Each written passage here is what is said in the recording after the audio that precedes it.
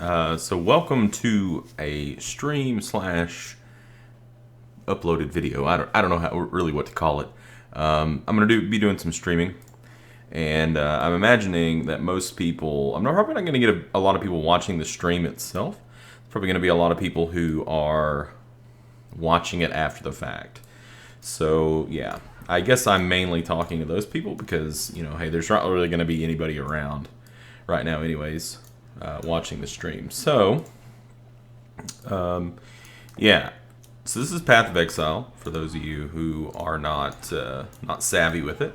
And this character is a Blade Vortex character, and it is currently it's Blade Vortex with faster casting, Spell Echo, and Poison. So it's only a 4-link, which in Path of Exile, that's how you improve your spells, is by linking up other gems to improve them and change their usefulness, but also you can improve them through your talent tree as well, which is right here. Woof, look at that thing. So anyways, this is a poison build. That is, it's an evasion Blade Vortex poison build that is built around the concept of life leech. So, I'm in the middle of a tunnel map, which is a tier 4 map. Yeah, I'm level 79. I just hit level 79 not too awful long ago. You know what? Why don't we go to sound here, and why don't we turn up the music a little bit? I'm sorry if that like blew up your eardrums. Since I can't run any sort of, extra music, which I normally would run when I'm streaming, I guess we'll turn on the game music, which I hardly ever hear. I normally keep it muted down. So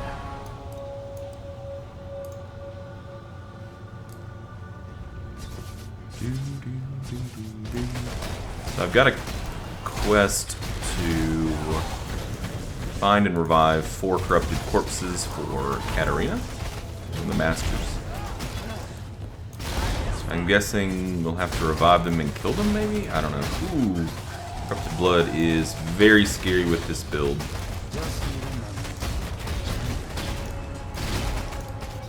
It's scary because, as you can see, I hit very, very often.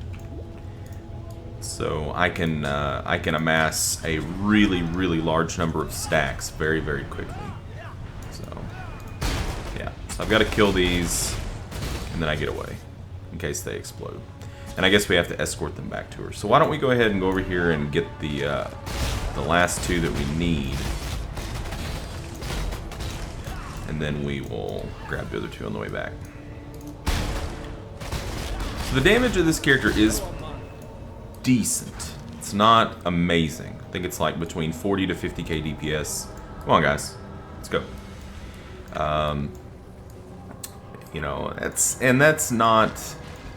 That's not like game breaking by any stretch of the word, but it's not horrible. I've played characters that have less DPS than that before. The thing that makes this character a little bit dangerous is that it's evasion, and as you can see, I don't have a lot of life. I've only got about 3,100 life, which really isn't that much, for mapping. Generally, I like to, run with, if I'm doing a life character, I like it to be as high as possible, but I'd feel better with, 3,500 or 4,000. Granted, I do have gear that I could definitely improve. I have pieces of gear that don't have a lot of life on them. Some pieces I've just grown attached to. They're not really optimal for the build, but I like them for one reason or another. Whether it's like some extra magic find or resists.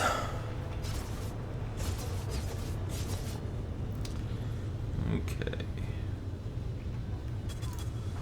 So, get over here. So the main way that we keep our health up in this build is through Leech.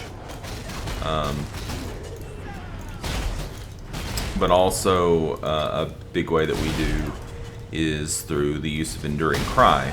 which is the thing that I just used there that puts off kind of like a red or orangish cloud. This, when you do that, it's a skill that for whatever level the gym is, and for however many enemies that are around you, you get a certain number of what's called endurance charges. And normally your max on endurance charges is going to be 3. Is this an exile? It is an exile. Anyways, and for each endurance charge, you're basically granted some increased health regeneration. And then there's another skill that I use whenever I take a certain amount of damage. It's called Immortal Call, and that consumes those charges and makes me invulnerable to all damage for a duration that is defined by the number of endurance charges that I have. So with this build, I can only have a maximum of 3 charges.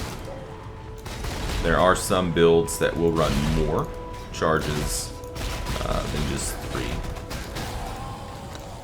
But I don't think I've ever played one that ran more than just 3. 3 does the trick for me.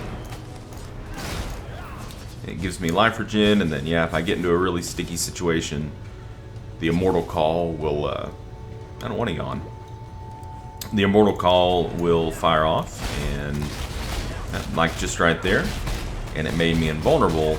So, you know, if you get in a bad situation and something's doing a lot of damage to you, that just makes it to where you have a little window of time to get away. So this is the boss of this map, Lady of the Brood. As you can see, she's not very hard. Just leave her this build because what she does is she summons a bunch of little broodlings. But since I do so well with AoE, it's not hard at all to take her out. So our inventory is pretty full. Let's go back to town. And I'm going to ID everything, except for the blue stuff. We're not going to ID this because really the only reason that we picked it up is because it has blue, red, green sockets linked up, and we can sell those for a chromatic orb. But everything that's yellow, we're going to identify and then probably sell. Unless it has some really good stats. Which none of this stuff really did. So, you know, it might have a good stat here or a good stat there, but it's not anything that we can sell to other people for money.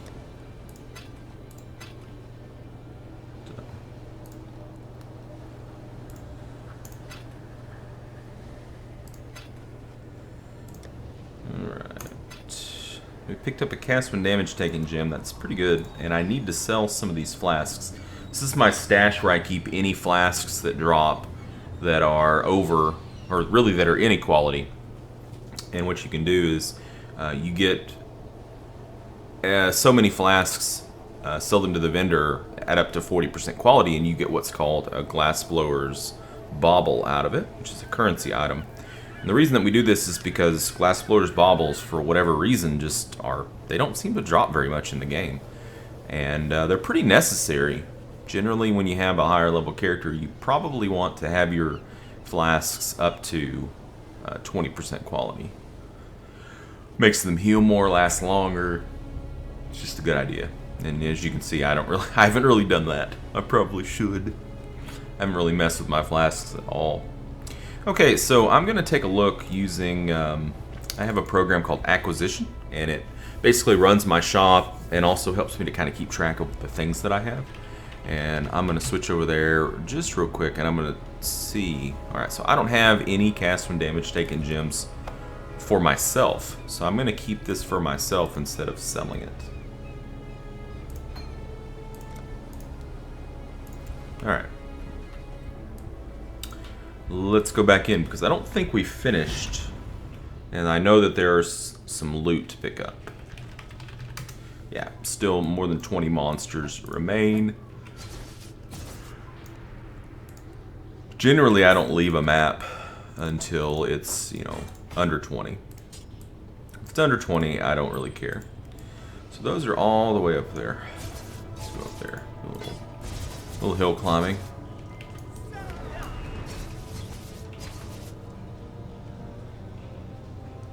The only problem with this map in particular is it's really hard to see where you've been and where you haven't been. But I think I see some... Okay, there's a mob. Thought I saw some up here. No, just one. Just one. And there can't be much left. Okay, so it's over here to the left. Looks like I've got some tunnels that I haven't explored. And there it is. Another weakness of this build, as you can see, is that it takes it probably a good 2 or 3 seconds to really get rolling. So you have to be a little bit careful whenever you are first engaging enemies in the map.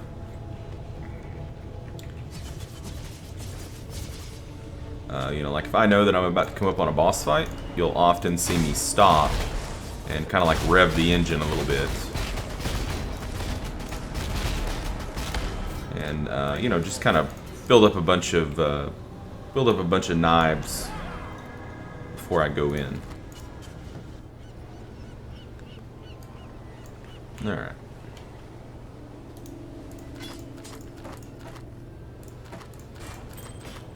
Tell him Moana, warrior.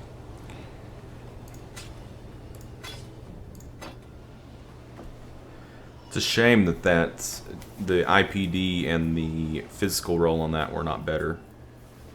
I mean, even if they were higher, it still probably wouldn't do much because of the base type on it. But, you know, maybe could have got something out of it. Jesus, the lightning damage on that. The lightning damage and attack speed. Elemental staff.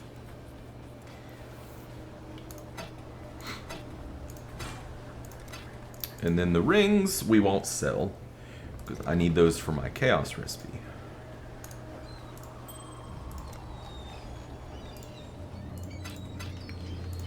Let's get this put in here and head back.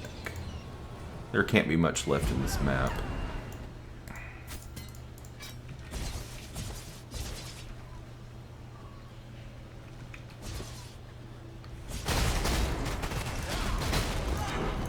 Hey, well, it's not the same tier, but well, at least it's a map. Some kind of return. That's still more than 20. Not too sure where they are. Maybe right over here.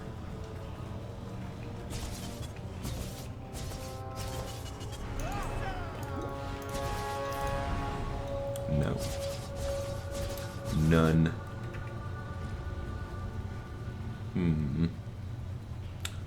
We already turned in our quest for Katarina. We've been over there. Looks like it might be in this tunnel past Katarina.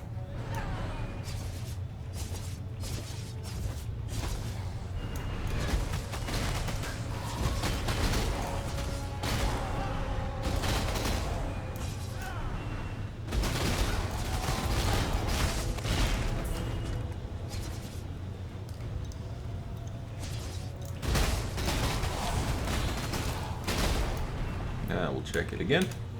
0. So yeah, that was it. There weren't a whole lot of items in that map because it didn't really roll with a whole lot of rarity or quantity. It is good to see you.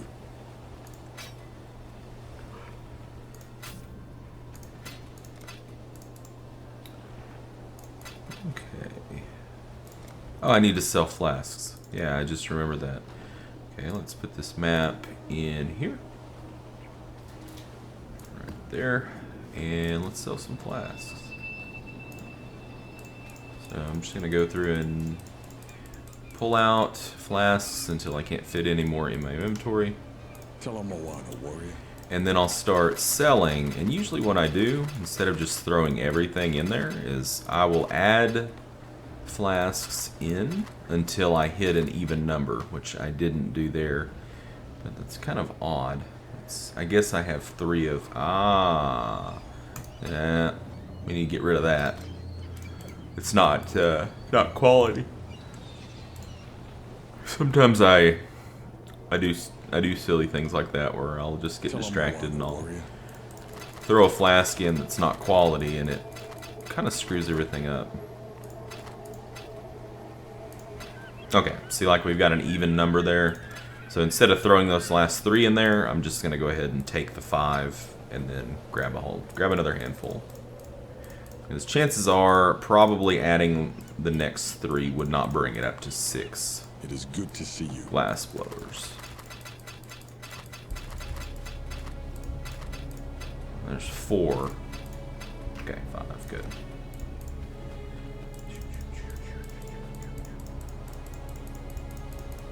Now, some people can't really be bothered to do this with the flasks, but the way I kind of look at it is they don't take up a whole lot of room in your inventory, and they can be kind of rough to buy sometimes.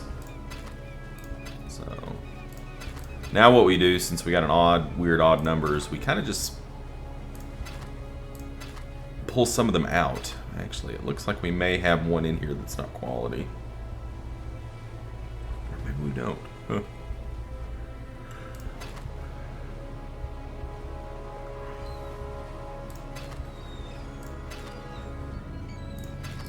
Yeah, I kind of just toss them in and out, and this is where it gets a little...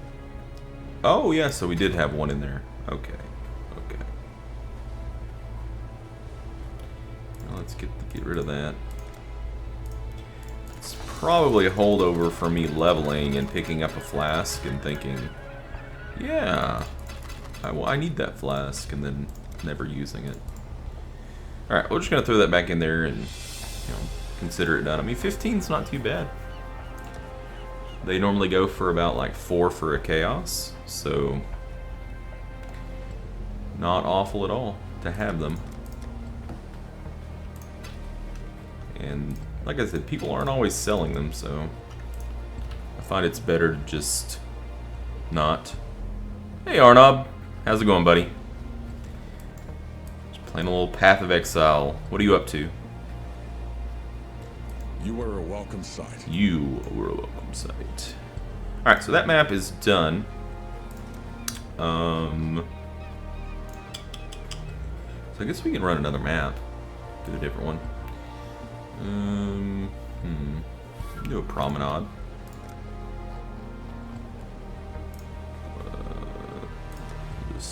Al can go.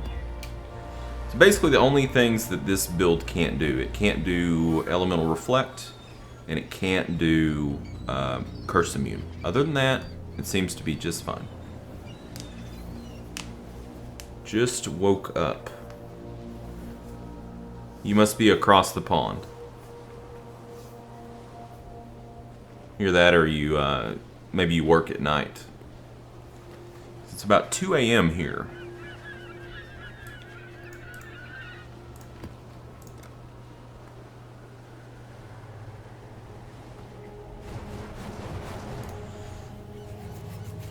Okay. Cool.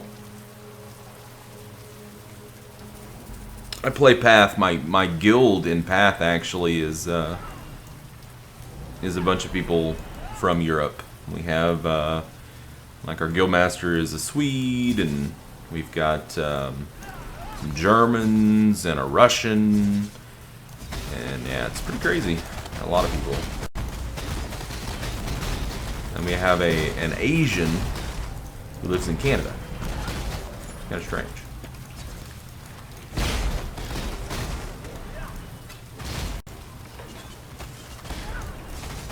I like this map because it's pretty easy to get around in.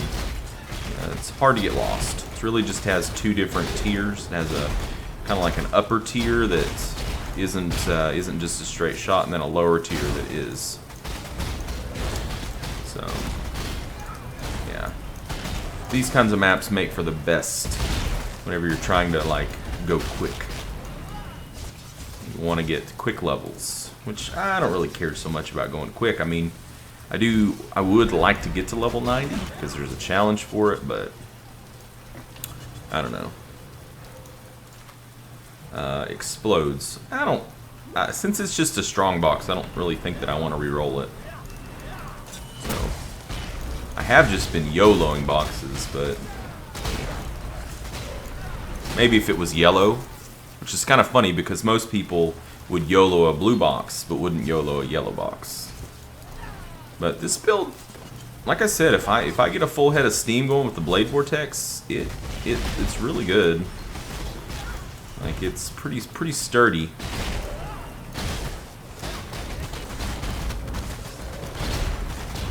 But it is very ooh. That's Moroi Urki.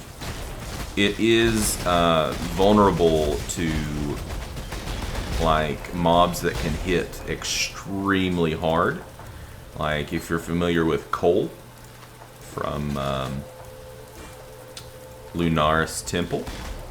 Oof. That guy. He hits so hard that it's just you can't recover from it, you know? Like he hits you, he takes like 2/3 of your life, and then he hits you so fast again that you're... And there's nothing really around him, you know? You've got like 3 mobs around him. So it's not like I can suckle off the, you know, their teat. Their teat of goodness.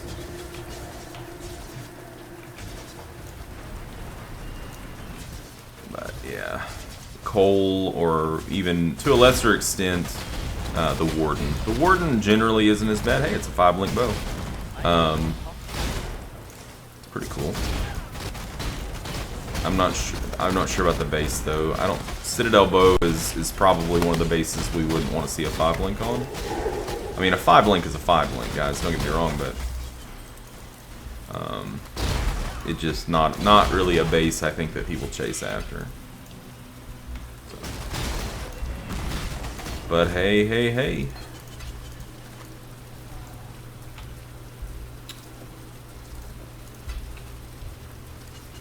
Go ahead and pick this up. We'll port back. So Arnav, have you had a good holiday? I hope.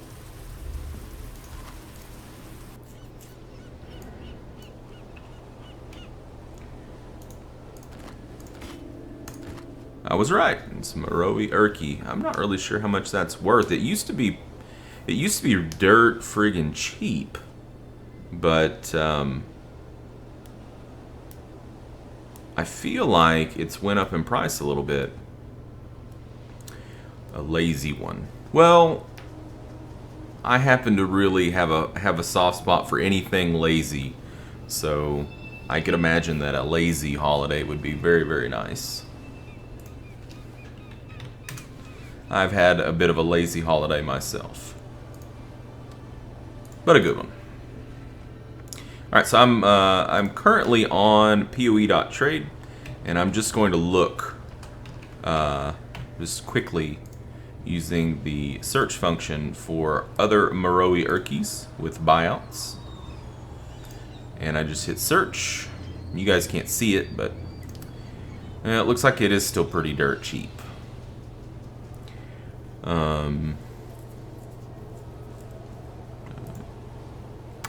Looks like the physical damage can go up to 250%.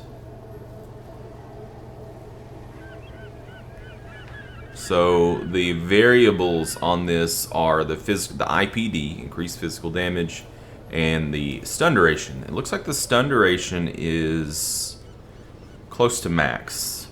The maximum percent stun duration is 50%. The IPD can go up to 250. 230 is not the lowest it can go. It looks like the low end maybe is 220. So it's a little below average. I mean, I could maybe get like a chaos out of it. Maybe.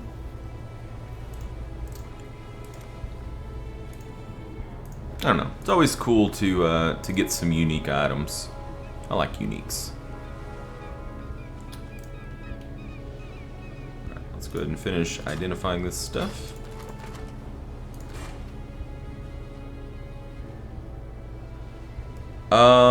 Well, I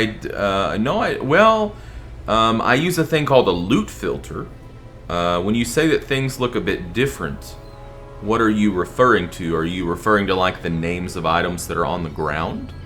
Or, yeah, just could you elaborate a little bit more about what looks different? Tell him Moana, warrior.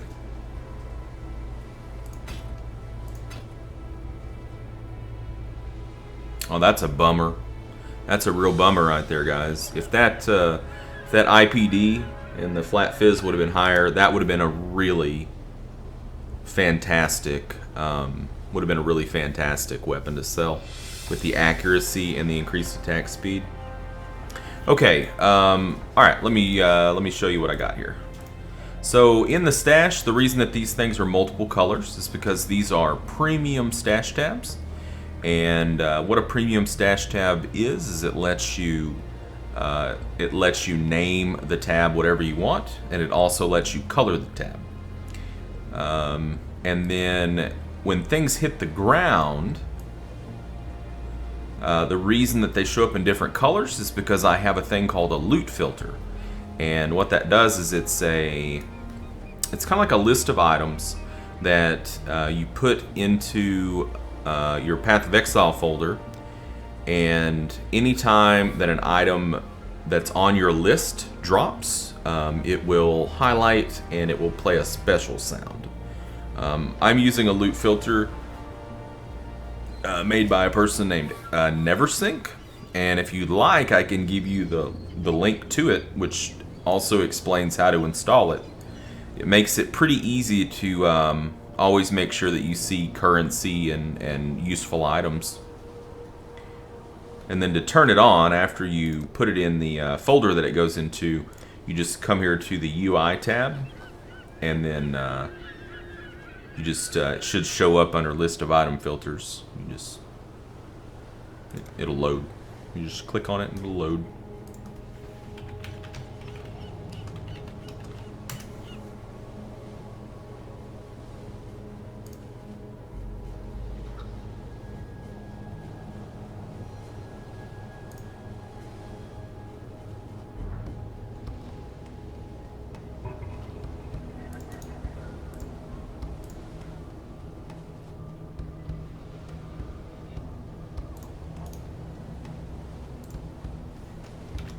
There is the link to the forum thread that Neversink started for his filter. So, yeah, feel free to check that out.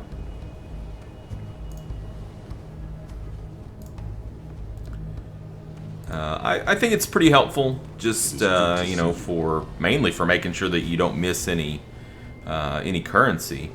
'Cause you know, the more expensive the currency it is, like the brighter the color shows up, and also the louder the sound is, which is actually true in the base game too, but I think it's even a little bit more accentuated. Alright, so let's continue here. So, yep. You know, 99% of the things that you find in Path of Exile are definitely going to be shite. But, you know, you live for that moment where, you know, that 1% or less moment where, you know, you find something and it's not. Of course, it's also important to know what is shite and what is not shite. Because there are things that look like they wouldn't be worth anything, but are. So, alright, so I've got some gems here. I need to make sure that I don't need to sell them. Okay, so it looks like anger I actually do need to put in my shop. I bet I have a desecrate already. Looks like I do, so I'm just going to junk it. Blink arrow. Yep, plenty of those. And multiple traps. Yeah, I've got plenty of those too, so don't need to put any in my shop. Yeah, I was really disappointed by Diablo 3. I really enjoy... The biggest thing for me on D3 is, I would say, the fact that you just can't sell your items. Like, I really love finding an item and knowing I can sell that to somebody, you know, and I love the interplay, the exchange, the barter, you know. I bought them. Yeah, premium stash tabs you buy with, you know, the Grinding Gears games points. They're typically not too expensive, and they run them on sale about once a month. So, like right now, if you go to the shop, if you go to account features, you can see, you know, you can upgrade a normal stash tab to a premium stash tab for 15 points. You can buy, you know, 40 for 40 points you can get one premium stash tab, or you can, which is a better deal here, you can buy a bundle. So normal stash tab, bundle of 6, 150,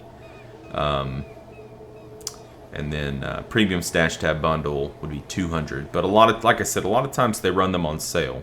Usually once a month, on a weekend, they'll run like premium stash tab bundles on sale one day, and then they'll run regular stash tab bundles on sale the next day. So, yep.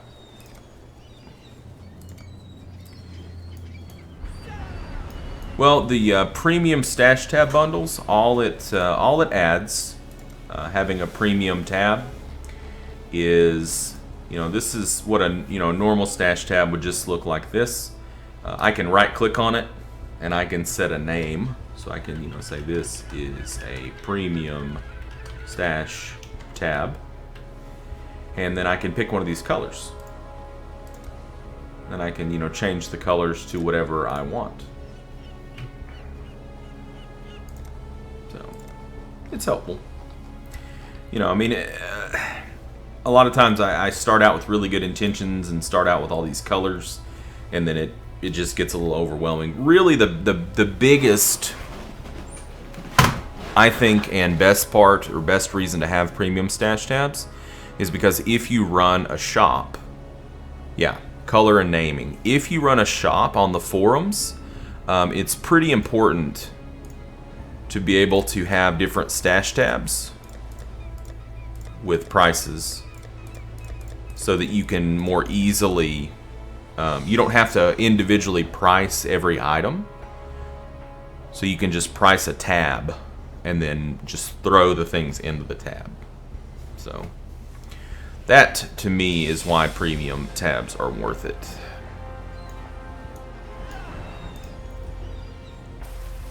But I've probably went a little bit overkill on the tabs.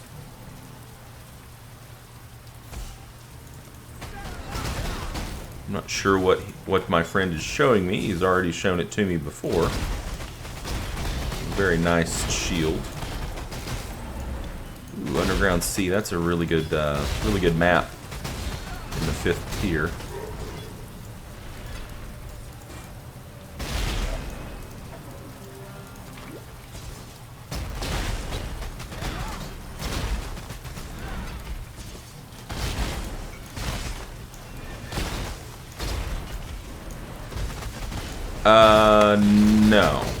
No, I don't need that shield. Thank you, though.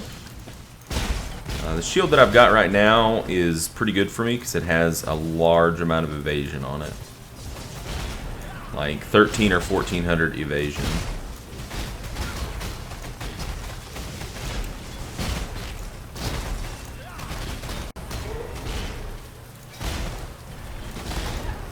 How much do you think you could sell it for?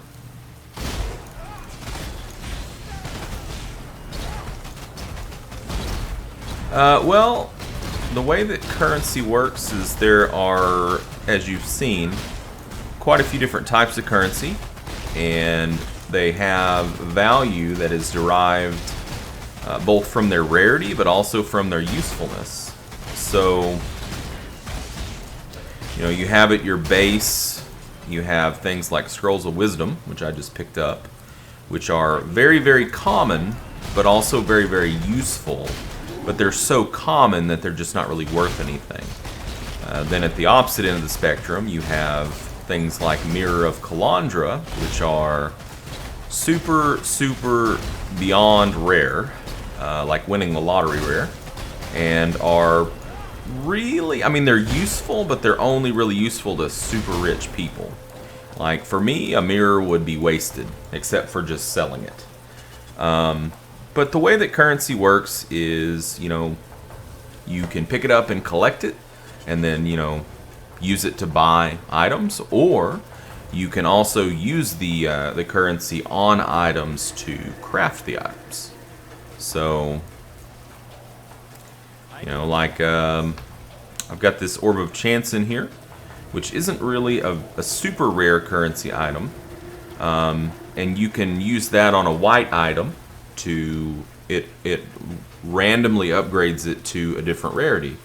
It can even make it a unique, but it's pretty rare. Normally it just rolls a blue or a yellow. But there's an opportunity cost involved there. You know, would I be better off saving the Orb of Chance that I used to purchase something?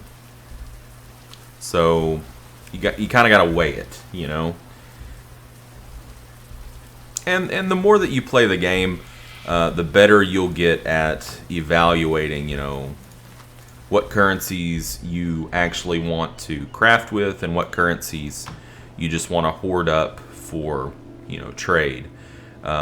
Generally speaking, a lot of people sit on Chaos Orbs right now because there's really just not a very good sync in the game for them in terms of crafting. A Chaos Orb just re-rolls a yellow item with new properties. So, like, say this chest right here. Say I had this chest and it had a really, really good implicit mod on it or something like that. Basically, I didn't want to sell it, I wanted to keep it. What I would do to try to get better mods on it is I could use a Chaos Orb on it and it would re-roll all of those mods, except for the implicit mod. Now this chest doesn't have an implicit mod. To give you an example of an implicit mod, we have to look at, okay, so if you look at this Sibyl's Paw, Thresher Claw, you can see at the top of the top line of blue writing is separated from the other 4 lines of blue writing.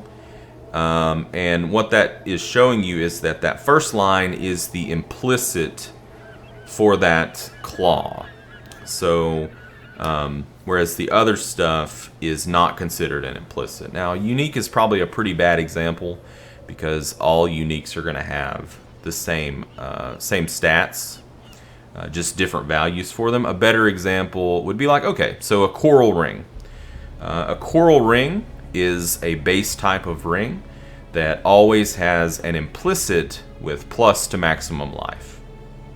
So it doesn't matter, you know, what level the coral ring is. It doesn't matter what rarity the coral ring is, whether it's white, blue, or yellow. It's always going to have a plus to maximum life roll on it. However, the values underneath that line, so plus 44 to maximum life, 22 to maximum mana, etc., those are not implicits. Those are just what we call affixes.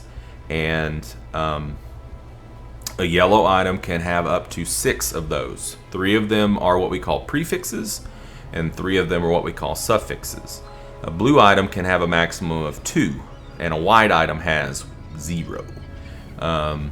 But those are random. They're pulled from a pool of available prefixes and suffixes for whatever item type it is. So, you know, like rings can roll affixes that other things can't roll.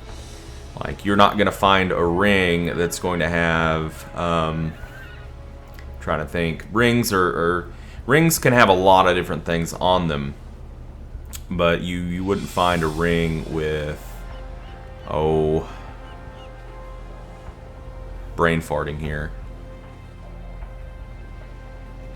It's not. Yeah, it's not very good. my gear, like my ring, is not very good. This ring isn't very good either. So yeah. Yeah, a lot of my gear is not very good. So, but it's working okay.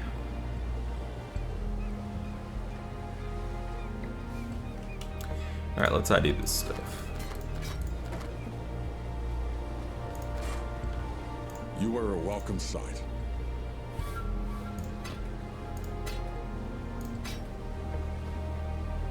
That's a lot of lightning damage added to spells. Alright, we're gonna keep that 5 link. 5 links, Citadel bow. We'll throw it in there. That axe I found. Yeah, it's a poop. They're both poopy rings. I probably should replace them, but I guess I've just been too lazy.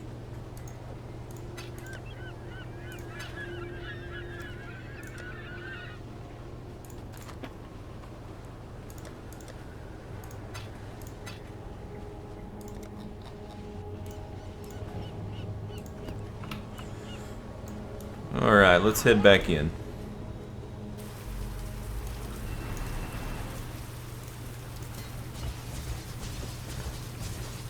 So I hope all of that rambling about affixes and prefixes and implicits and everything made some small amount of sense. We're going to YOLO this. I'm just going to get a bunch of Blade Vortexes going and we're going to make it happen. Yep. Maps only have 6 portals. So you can't just constantly be coming in and out of them.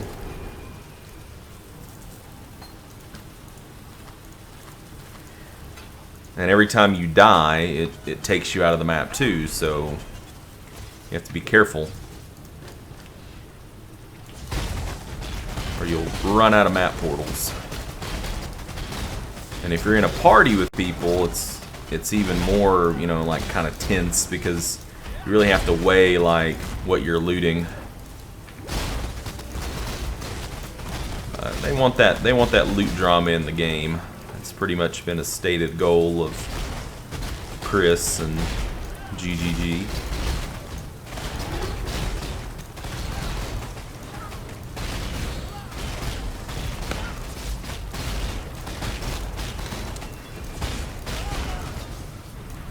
So, when did you start playing? Oh, hello. Holy crap. I just summoned a Beyond monster, a Beyond boss, Host. This could be bad. I need to get some Blade Vortexes going. That guy is no joke. Where'd he go? Okay, he went up top. Wow, look at the damage this guy's doing. Holy moly. Well, that's what I get for doing a Beyond Mob map. Got him. Okay, whew. That guy was doing a ton of damage. That's Host for you, though. Alright, so you started last week. Well, that's cool. So how are you liking it so far?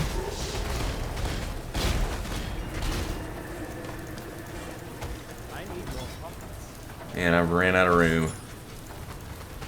Host dropped a bunch of stuff for me.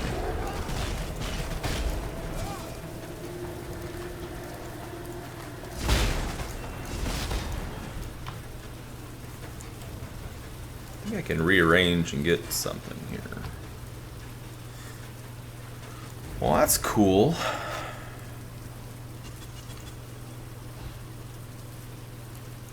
We'll port back out now.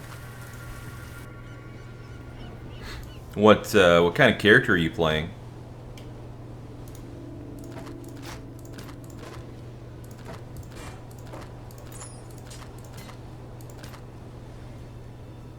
It is good to see you.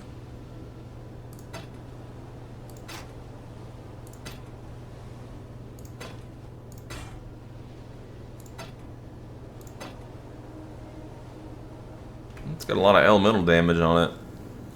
What's that? 90, 50, 140 plus 60, 200. 200 elemental damage. It's too bad that those top ends didn't all roll around the fire damage one. That would have given it almost 300 elemental damage. Okay, so you're a summoner witch. Well, that's cool. Did you pick that build out yourself, or was that something that your friend kind of like advised you to go for? Like, are you summoning zombies, skeletons? Are you doing the raging spirits? What's your main thing that you're summoning?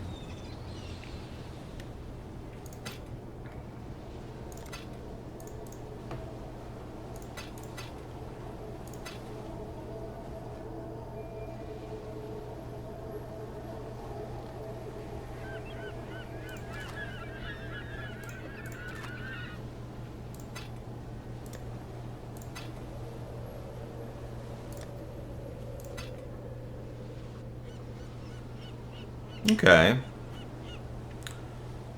Them zombies. You know, the only summoner that I've played is an SRS summoner, Summon Raging Spirits. And it's different than, you know, your traditional zombie or skeleton summoner. You know, Raging Spirits is actually really strong. Especially in the end game, if you have the right equipment, it's pretty beefy. But early game, maybe it's not so strong anymore. I'm not sure. Last time I played it was a few leagues ago, probably a year, maybe a year and a half ago. And I remember at the end game it was very, very good. But I don't remember much about the leveling portion.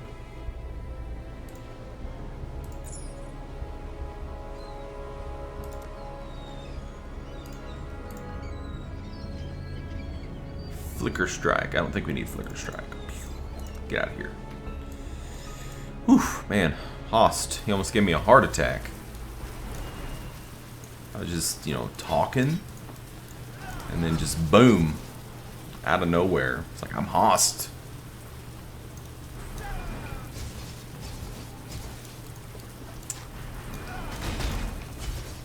The thing about Raging Spirits is that it's really, really dependent on your weapon. So like late game, you'll see people running very, very specific weapons. Like you either, Jesus Christ, you either need what's called a +3 staff. So it's like +1 to all gems in the staff, +2 to fire skill gems in the staff. Or you can do it with a staff called the Pledge of Hands, which basically lets you spew out a ton of them very, very quickly. I mean, you've only been playing for a week, bro. I mean, you know, I wouldn't necessarily call yourself not a great player. You seem pretty knowledgeable for somebody who's only been around for a week. I will give you that.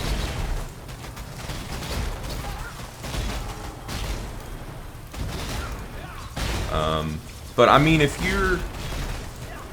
It sounds to me like you're more into the traditional summoner anyways. So I would just stick with what you like, you know? And if you want to play more of a traditional summoner, then do it, you know?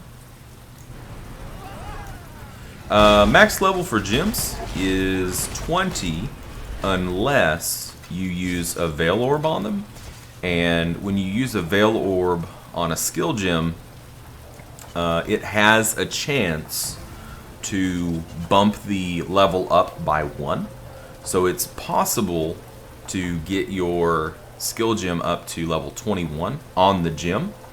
And then it's also possible to increase the level of your gem above 20 through the use of like armor and stuff. So say you've got a robe or something that says like, you know, +1 to fire gems in this item. And then you have like a fireball gem and it's level 20. If you put it into the robe, it actually will still go up to level 21 when it's in that robe. Like, I was playing a character last league that the guide that I was following, the build guide that I was following, actually had the main skill gem leveled up all the way to 20. It wasn't leveled up, but it was through the interaction with other items. The Incinerate gem was level 27, which is pretty amazing. When I was playing it, I didn't go quite that hard because it would cost a lot of money to do. So I think mine was only like level 22. You are a welcome sight. But it still did a lot of damage.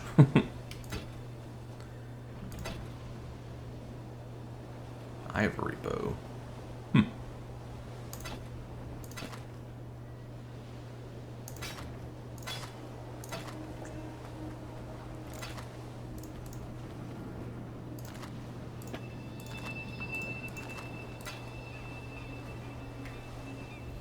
Oh, this is the new talisman they just added in. They just added this in today. The Writhing Talisman. 25% increased attack damage. So the implicit on all of these will be increased attack damage. 13% evasion rating. Life, mana, and lightning resist. Sounds pretty good.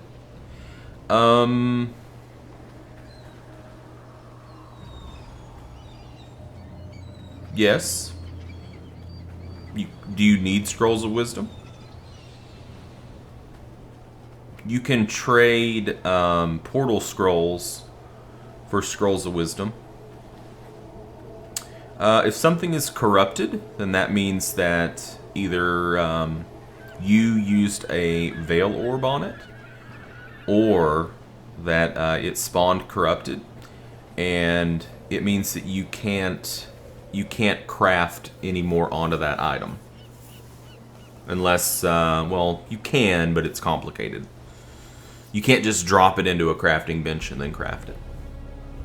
What league are you in? Are you playing in the Standard League or the Talisman League?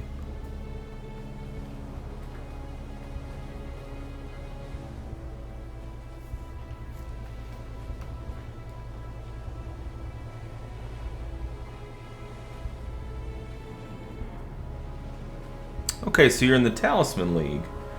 Well, you know, if you'd like, I can give you some wisdom scrolls. I don't mind. You know, as you can see, I have a ton of portal scrolls here that you know, I don't really need. So you could just convert them over to wisdom scrolls. You just have to add Nerdstalgic to your friends list, and I'd be more than happy to give you some. Yeah, pretty much the best way to do it is just to trade the town portal scrolls straight over. So another easy way to get wisdom scrolls is to farm up scholar cards. It's a divination card, and you can get it like from the library and from like the museum map, and it's a really high drop rate. It's a 3-card set, and when you turn it in, you get a full stack of wisdom scrolls.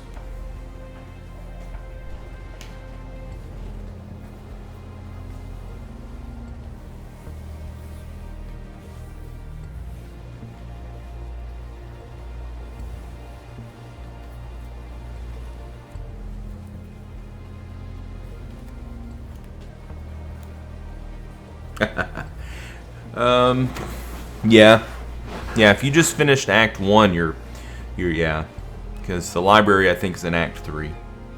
So, but you'll get there. The first time through is always the time that takes the longest.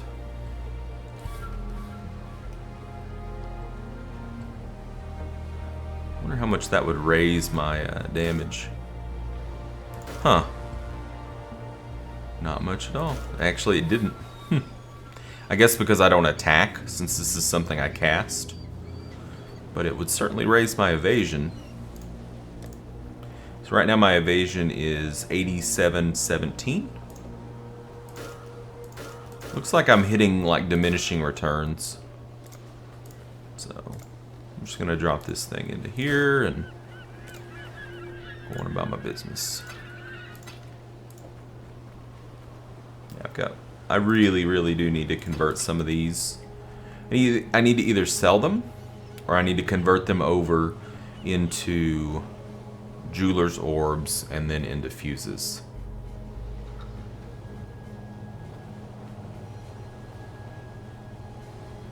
I think that's probably a good thing.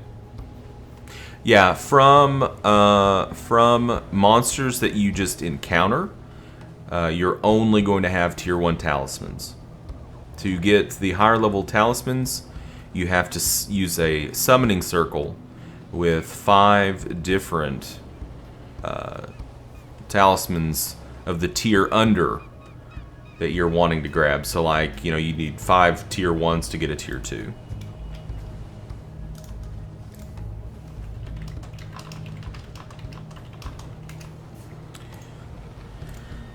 Sorcerer's Cobalt Jewel, is that what he wanted? Yeah.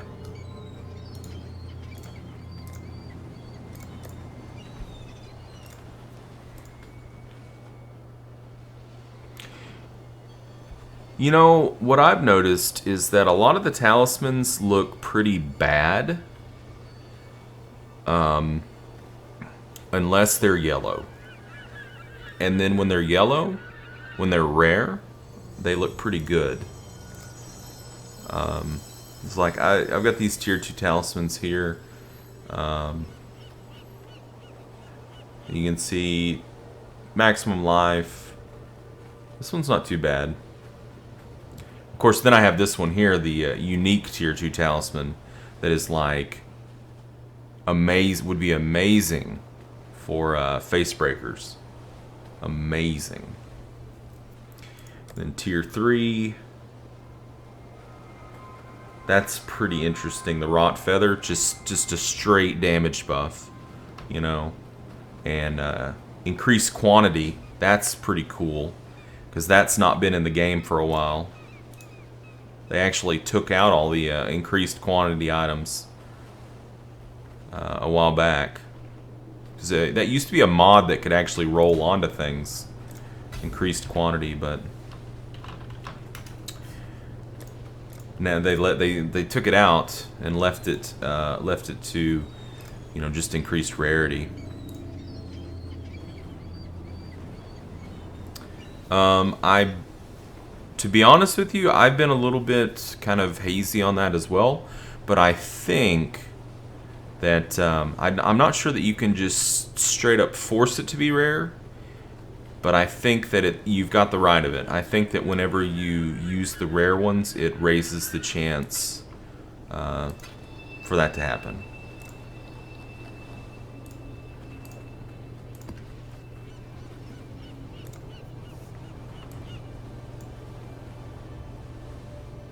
The only thing that I know that you can force is you can force the monster level of the summon. You can calculate that down just to, you know, to the exact number if you know the formula and how it weights the different eye levels.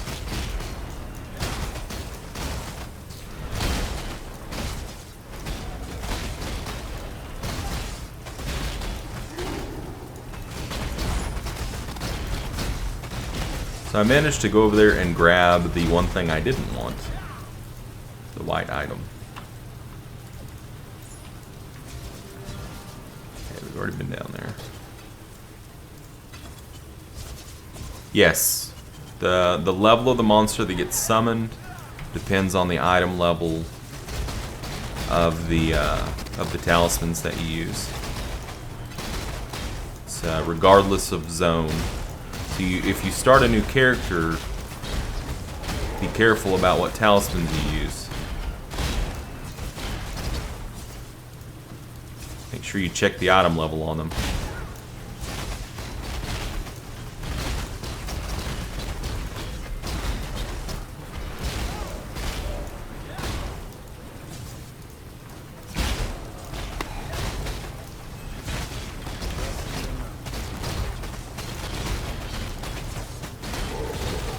Whoa. That was like a one-shot.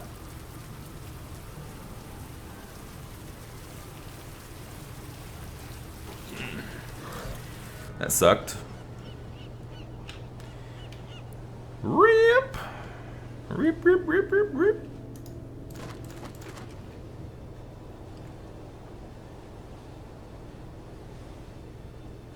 Yeah, it was very unexpected. I did not...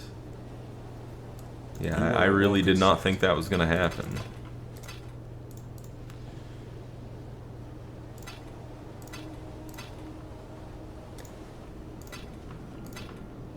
But it did. Oh well. 10% of a level at 79 is not that big of a deal. Now, 10% of a level at 89, I would be crying. Whenever you're in the merciless difficulty, when you die, you lose 10% of your experience. But you cannot de-level, if that makes any sense, by losing experience. So the most that you can go down to is 0% of a level.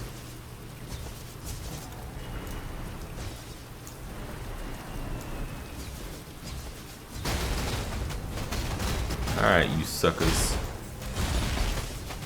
Oh, that must have been a... Oh! Okay. That was a boss. That was a boss. That's the end of the map right there.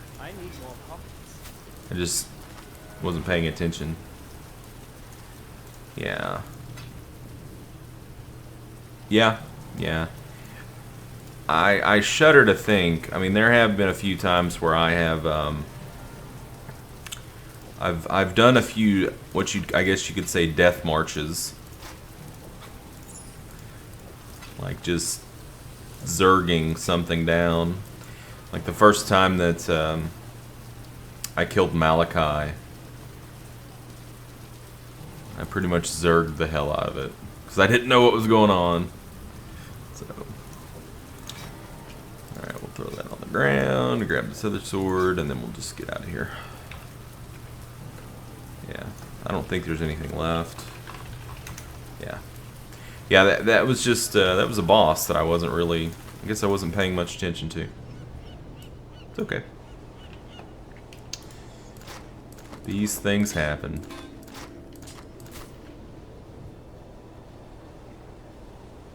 Was what the boss in Act 1? You are a welcome sight. That's a pretty good life roll. Another pretty good life roll on a chest. Unfortunately, chests just don't sell. That's a good amount of damage on that thing. But, yeah, it's just too wishy-washy. Oh, Malachi? Malachi is the, Malachi's the boss in Act 4. He's the, basically the final boss of the game. Pretty cool fight, but it's also pretty tough if you don't know what you're doing. If you don't know exactly what you're looking for, you're gonna rip a lot. You know, they've toned him down on the easier difficulties now. He's not nearly as bad. But when I first did him, it was before they had toned him down, and oh my god, even on normal, I was like, this is insanity. That's Mervale, and yeah, Mervale can be a pain.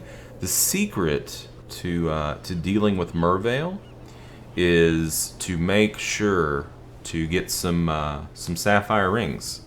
Get your cold resist, you know, as close to cap as you can, and you'll find that she's a lot easier. Other than that, just don't stand in things that you can dodge, you know, and I think you'll do fine.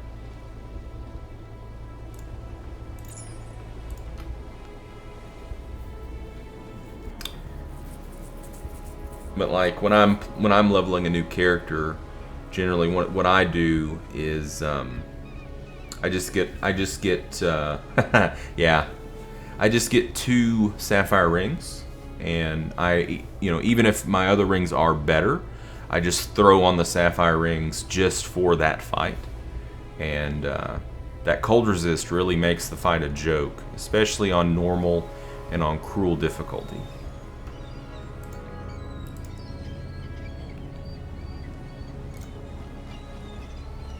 Okay, I think we could do another map. So what do we want to do?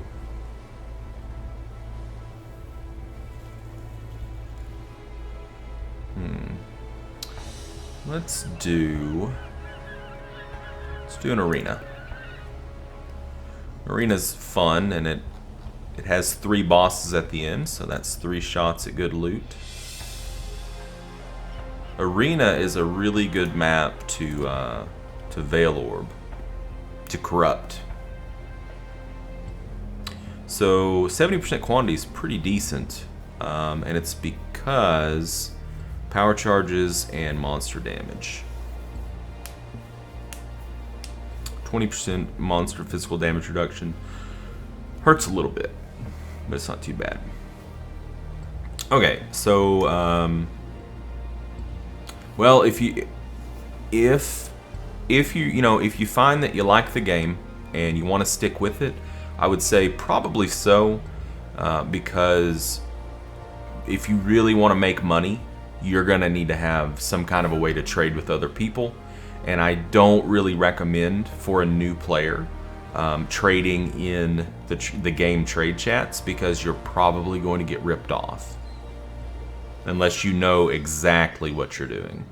A lot of the people that are in those trade chats are hustlers and sharks, and they're looking for like scammy rates and things like that. It's a lot better to it's just a lot better to run your own shop.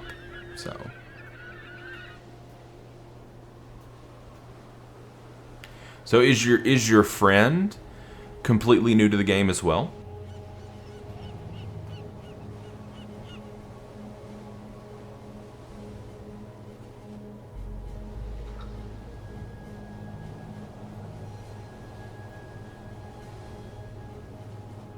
Okay.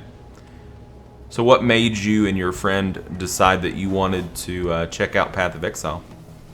I mean, it sounds like you really enjoyed Diablo 2, which is a leap that makes a lot of sense, since a lot of people compare Diablo 2 and Path of Exile.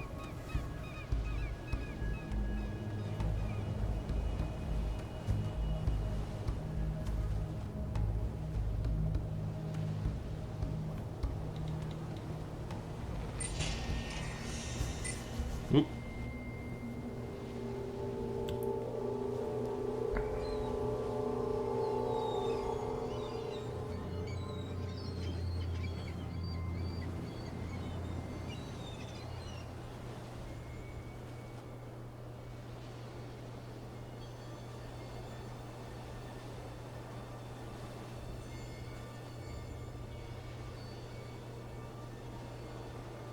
Okay.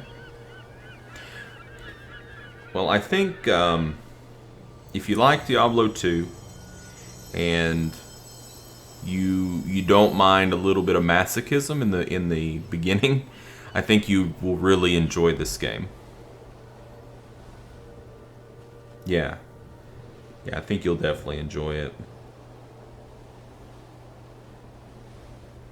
Now, if you'd like, if you're interested, I can recruit you to my guild, which has a lot of European time zone people, very, very friendly. If you'd be interested, it's up to you. Get your buddy in too.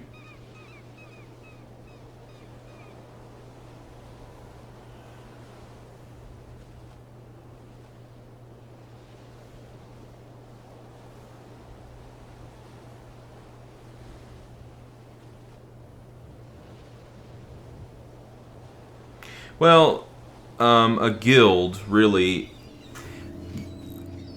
honestly, there's not a whole lot that a guild does for you. You get your own guild chat, so you know you have some people that you can hang out with that actually, well, hopefully aren't as dumb as normal chat is, and you know, people just help you. So.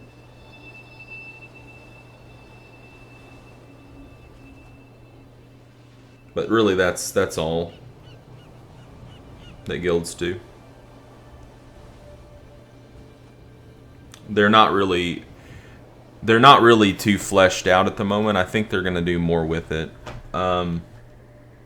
It's really not. I mean, the guild that I'm in right now is just it's not any kind of serious. It's just a bunch of people that we sometimes help each other out. Sometimes we share like masters missions, things like that. But mainly we just like to talk to each other.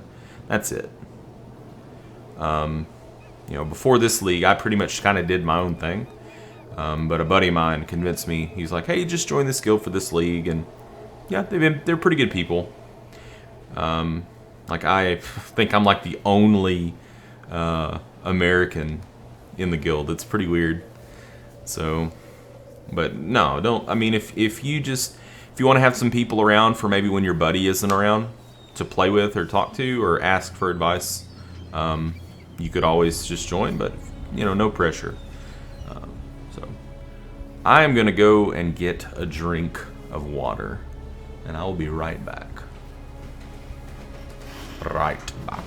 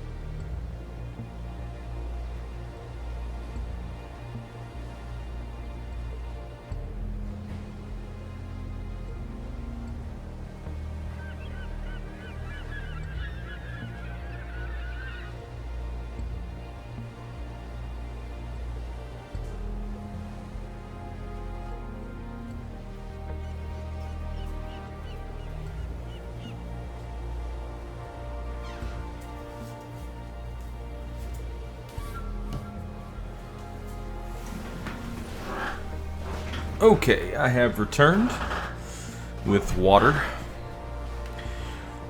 So, yeah, but these guys play an awful lot. I see them on like all the time. They must either not have jobs or not have lives or be on a really extended vacation. I don't know. So, but yeah, if you wanted to join, you just let me know. Like send me a message or something, and I can get you and your buddy in.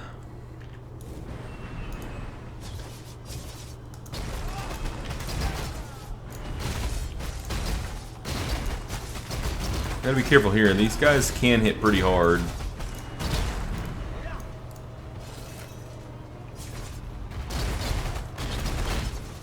Yeah, no, these guys don't care at all.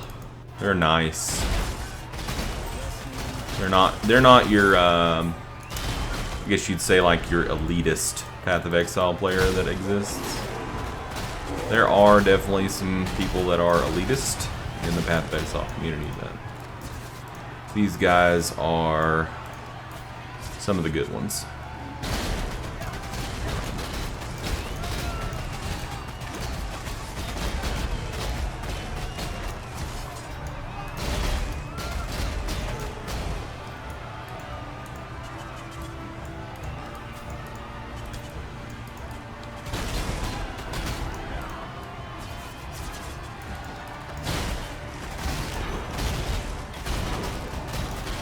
Yeah, keep giving me maps. I like it.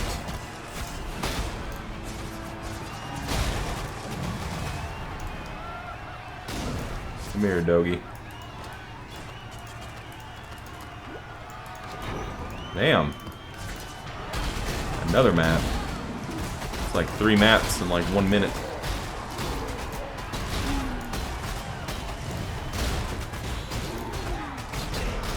Yeah, guilds in WoW have a lot more functionality than guilds in Path of Exile. Like, I think they're wanting to do more with guilds in the future, but it's just... it's a pretty small team of developers, so you know, they've got to really pick and choose where they allocate their resources, I guess.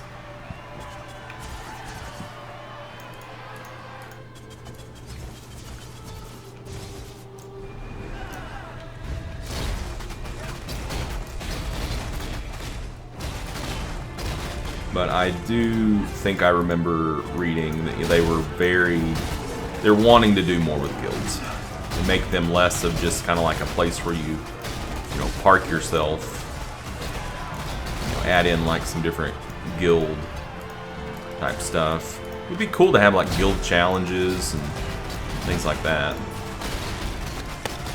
Because right now, like, really, a guild is just a place where you sort of, like, it's like a chat room where you can share a stash with other people. Not much to it.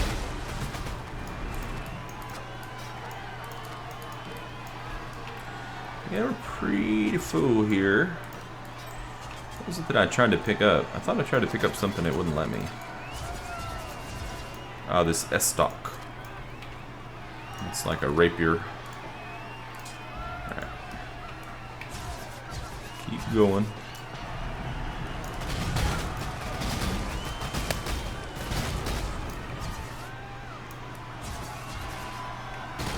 Oop.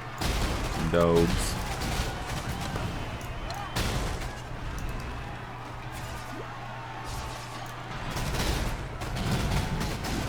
I think they've got a lot of ideas for things they want to do to the game, but they have to be very, very careful about what they do. Because right now, the game is doing pretty well, I think. I mean, I think it's definitely grown since I first started playing it. I remember when I first started playing it, you might see, you know, 10 people streaming it on Twitch. The other day I looked and there were like 40 or 50 streaming it on Twitch, which was, I was like mind blown. Even if most of them didn't have many viewers, still, the fact that there's that much interest from people to stream it, you know, it's pretty amazing.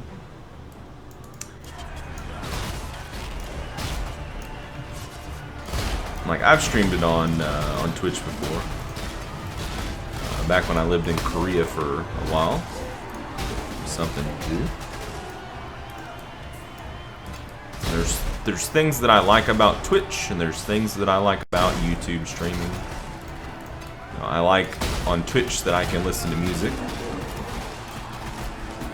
But I like on YouTube that, you know, like right now as I'm streaming, it's also, you know, uploading everything to the server so that, you know, people who are subscribed to my channel, if they like Path of Exile, can check this out at a later date, which is cool to me because I don't have to do anything. It's just boom, it's up. So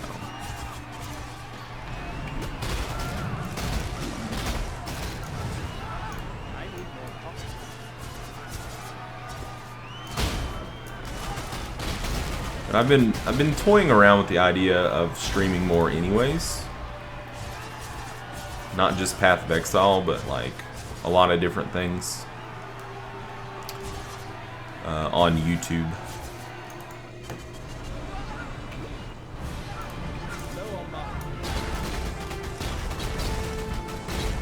Thing is, I've got about 220 subscribers on YouTube, which isn't a lot, but it's not bad. On Twitch, I have like 60 followers.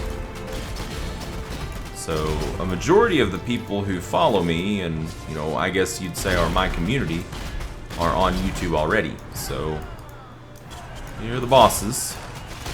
There's 3 bosses. One's kind of like a leap slammer, cyclone guy here, and then they all have like multiple skills that they can use.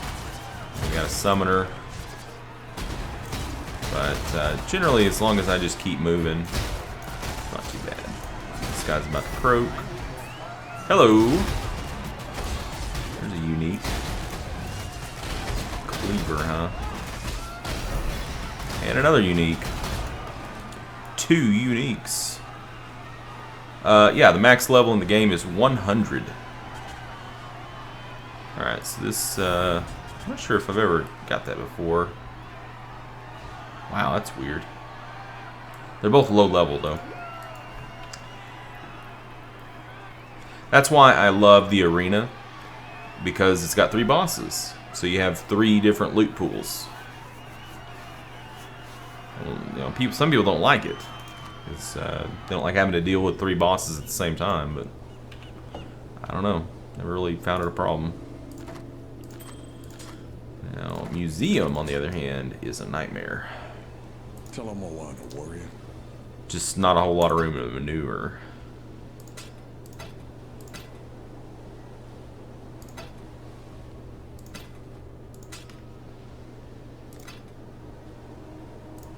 Yeah, I think that there are definitely some improvements that could be made to how YouTube presents, you know, like the live streams. But, you know, I saw what it was like on day 1, and I can say I think it's improved a little bit since day 1. So, I mean, I feel like it has.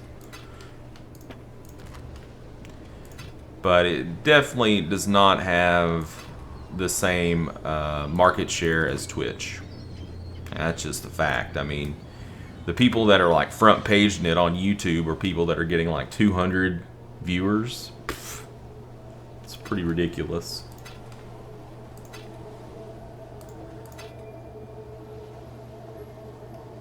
Pretty ridiculous to think, you know, like that person's only getting 200 viewers and they're getting on the front page.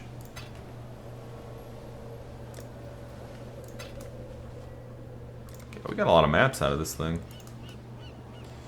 A shore map, beautiful. Mountain Ledge is a great map. Even though it is a tier 2, it's a very nice map to run. We've got some Phantasmagoria, which I don't really like. The boss is kind of rippy.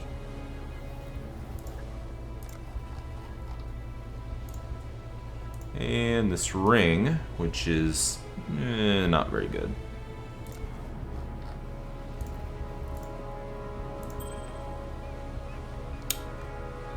Yes. Yeah, if you go to Google and you type in like, you know, YouTube gaming or YouTube streaming, you know, it takes you to the front page and you can see, you know, like who's streaming, like what are the things that people are watching.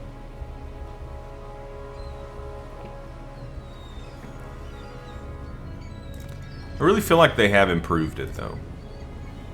But it's just really, you know, Twitch, you know, like you open up Twitch and it's like boom, you know, these are the top casters, these are the top viewers, but I think it's just there's just so much, you know, on the YouTube website.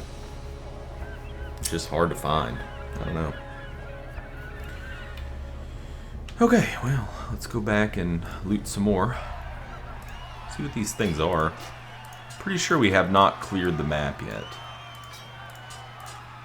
We're gonna have to probably take another trip back. We can grab this claw, but we're not gonna be able to get that rapier. Rapier. Alright, what do we got here? Quechali. I've never had Quechali before.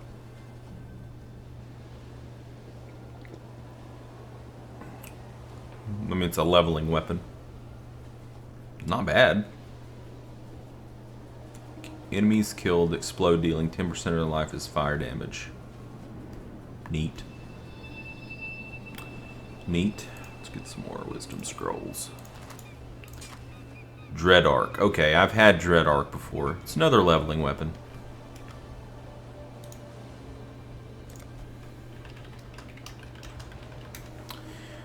Yeah. Alright, let's sell this stuff so I can sell that bow.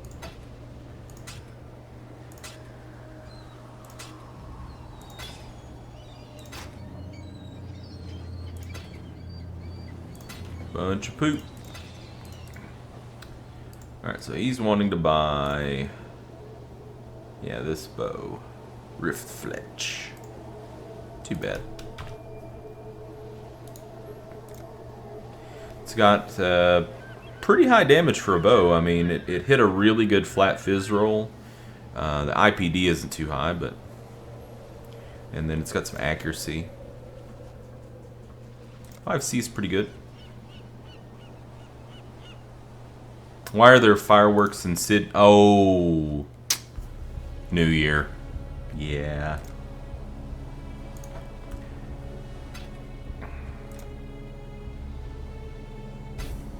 Too bad? What's too bad?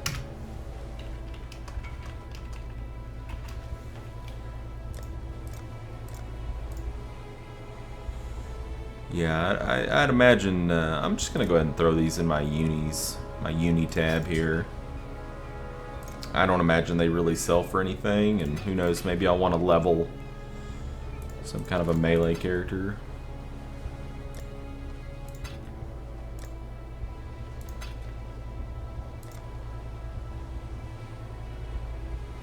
Oh, no, no, no. I was happy. Happy to sell. It's not going to be any kind of a bow that I'm going to use in any build, so... very, very happy to get 5C out of it. No, I was saying I think that it was too bad that it didn't roll a higher IPD. I mean, that bow could have been a monster. I mean, it was a bad base, though. No implicit on that base. Typically with bows, you want that crit implicit. Because I want the glass blowers baubles that I can get from selling them to the vendor, so that I can improve my flask quality.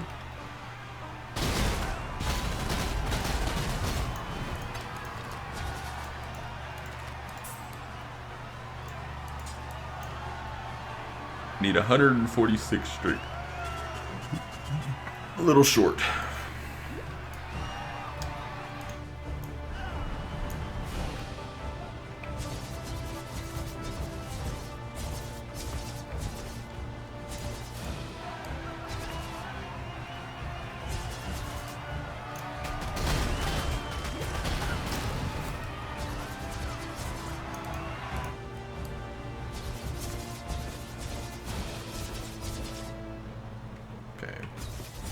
So we definitely got some more stuff to clear here.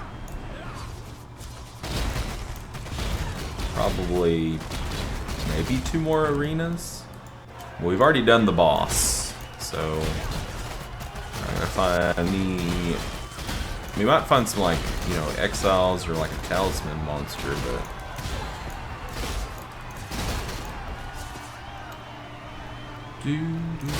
that's it, there's a talisman monster right there.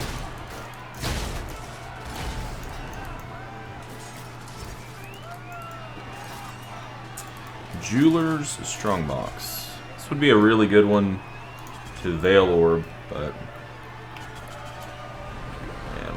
I'm not gonna do it. I don't have a lot of Veil Orbs right now, so.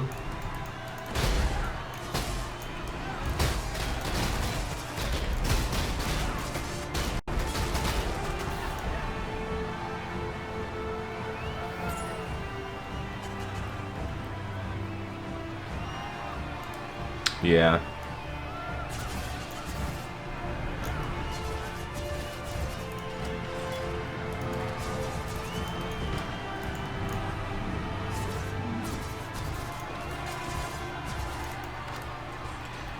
Yeah, but it all has to do with the currency system, the way that they've got it, you know. Since currency is more than just currency, it's an actual item that you can use. I guess that's why they haven't done something like that.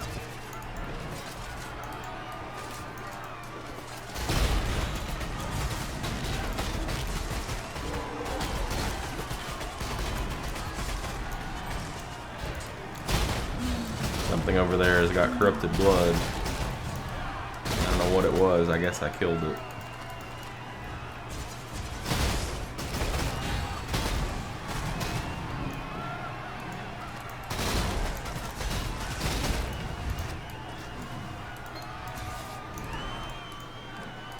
So I need to figure out some way when I'm streaming. I need to get the chat into the window somehow. I need to see if there's a way to do that. I haven't really explored that, but that way basically so it doesn't look like I'm just talking to myself. Yeah. I haven't seen many either. Sometimes, you know, I'll see one every map. Sometimes I'll see more than one. And sometimes no. I don't know. Maybe we go downstairs? Aha.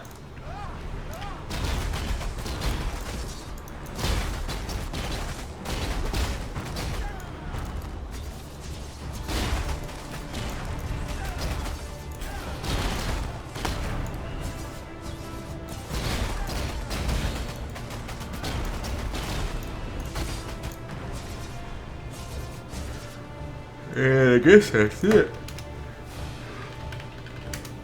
11 more. Yes, that's done. Dun dun dun dun dun dun dun dun. Yeah, you're right.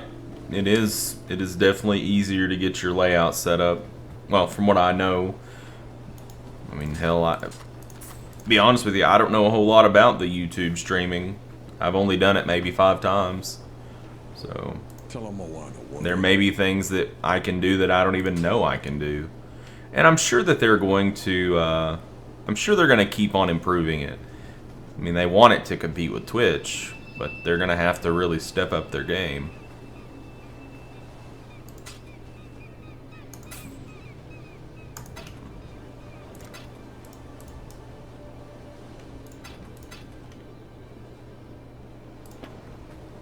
I mean, in my opinion, when I think about like YouTube streaming versus Twitch streaming, I think on the viewer's side that I think YouTube streaming is probably better because of the quality options.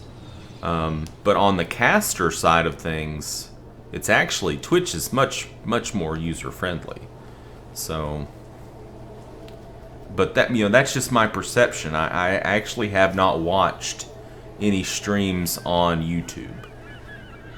But you know, I just know that. Sorry, excuse me. I just know that on, you know, if I go to Twitch right now and I stream Path of Exile, my quality is not good, even though I have the capability of streaming at a much higher bit rate. Whereas YouTube right now, I mean, I don't know what quality it's currently set at, but I would imagine it's pretty decent. Yeah, and there's not as much lag. There's not as much delay. So, I would say if I was a viewer, I would be rooting for YouTube to, you know, do well. But the music thing really is a killer. It really is a killer because there are a lot of Twitch casters out there who I don't think they could do it. I mean, the music acts as like a filler for awkward silences. So, you know, a lot of gamers out there are not not the best conversationalists. So, Molten Strike. Okay, so maybe 5 alts. Aha. Aha. Okay, we'll just chunk this then.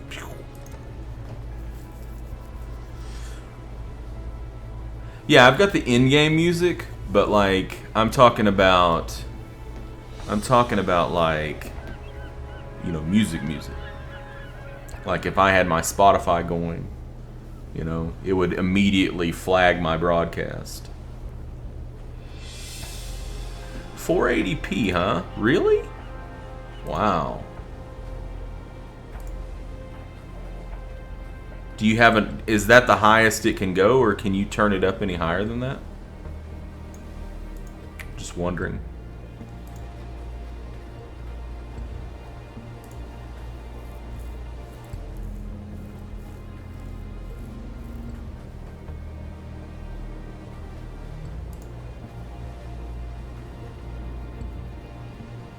Just see what you can do with it. I'm curious, you know. I think I'm uploading at, what am I uploading at? I'm uploading at yeah, 5 KB, 5 megabytes. So like and I'm not dropping any frames. Yeah, so it should be able to go 1080p. You should be able to get pretty close to source on this. And there's no way that would happen on Twitch. Yeah, and the small screen doesn't matter.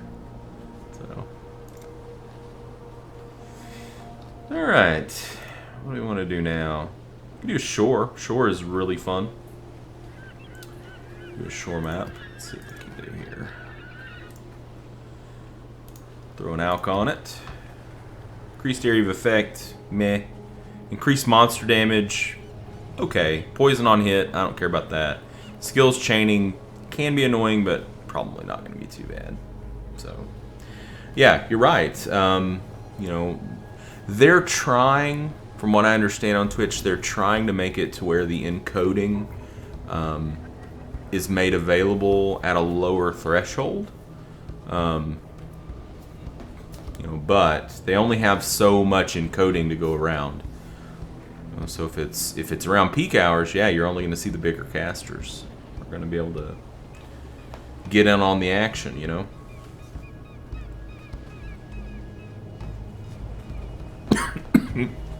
Excuse me. So, like, I don't know that I've ever had quality settings on Twitch. But then again, I've also, jeez, excuse me.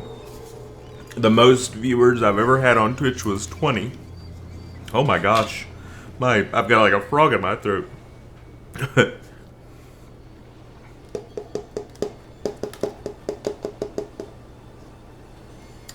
Mega frog. It used to be. You used to have to be partnered to get encoding. And if you are partnered, if you're partnered, you will get encoding. But you don't have to be partnered to get encoding. Not anymore. Yeah, you can get encoding without being partnered. It used to be the cutoff was around, it depends on the game too. You know, like if you're streaming a game, say like Dwarf Fortress, that doesn't have a lot of people streaming it, and you hit like 20 or 30 viewers, then you might get it. You might get encoding. You might get quality options. But like if you're streaming something like Hearthstone, which has a shit ton of casters and viewers, and you hit like 50, you're probably not gonna get options. At least that's my understanding of it. I could be completely wrong.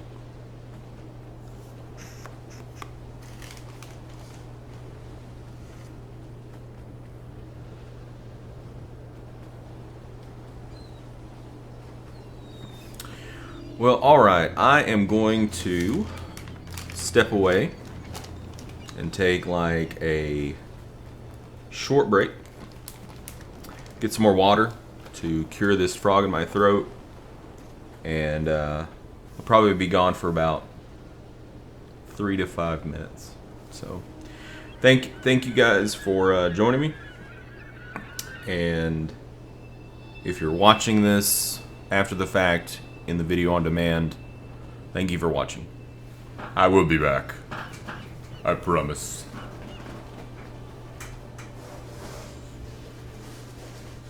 Path of Exile, Sir Bab. It's an ARPG made by Grinding Gear Games, a company from New Zealand. It's good stuff. Good stuff. And I will be right back. Absolutely. We'll be back in about 3 to 5 minutes, and if you have any other questions about the game, if you're still around, you can hit me up with them. Or you can also hit up Arnob, who's in the chat room. Yeah, it came out a few years ago. Game itself has changed quite a bit since then. I mean, you know, the concept hasn't changed. You know, kill things, get loot.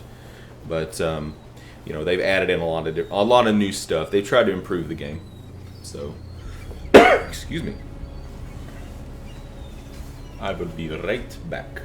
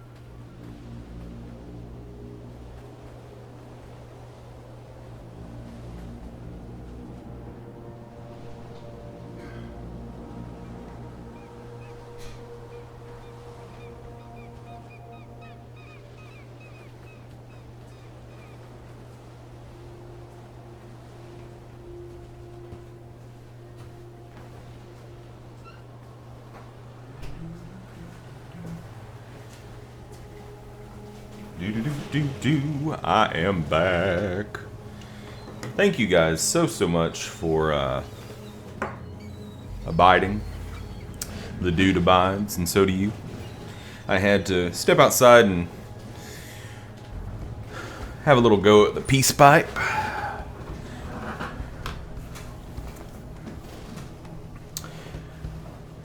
I have Pillars of Eternity, and I have played it a little bit, but for some reason, the turn-based RPGs, I just don't know why, they just haven't really reached out and grabbed me. You know, like, I know they're great games. Like, I know Baldur's Gate 1 and 2 are amazing, but I just can't get into it. I don't know.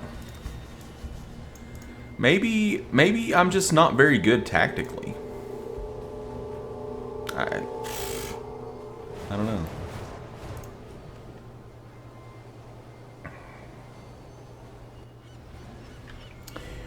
So, sure, this is a pretty fun little map. Generally, it's good because it's easy to get around in. We start off up here by the road. One side of the road borders the ocean, so I normally clear that side that borders the ocean first. And then the other side is kind of like 3 terraces, and you just sweep your way back and forth on the terraces. And then at the bottom, the beach is the boss. Really? What? Maybe I'm smoking crack. Thinking of the wrong game, maybe? I have played it, though. I have played it. I bought it when it came out. Is that the game where the main character can, like, has, like, an ability where he can, like, see how people died or something like that? It's almost like Sixth Sense or something. I don't know. Maybe I'm wrong.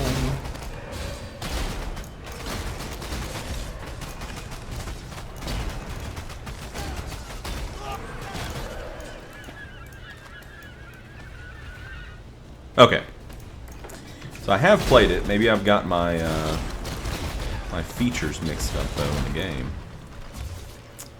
But no, you know, I started it and I guess other things just took over. Probably Path of Exile. I'm a bit addicted to this game whenever there's a new league that gets started up.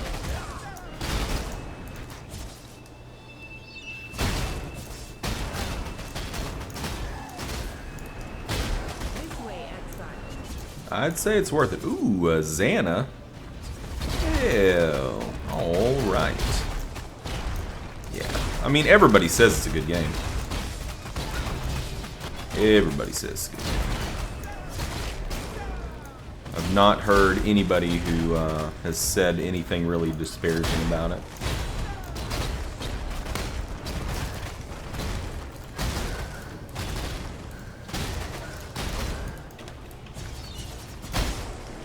I guess we'll clear the map before we do the Xana so we have an idea of how many portals we have for loot.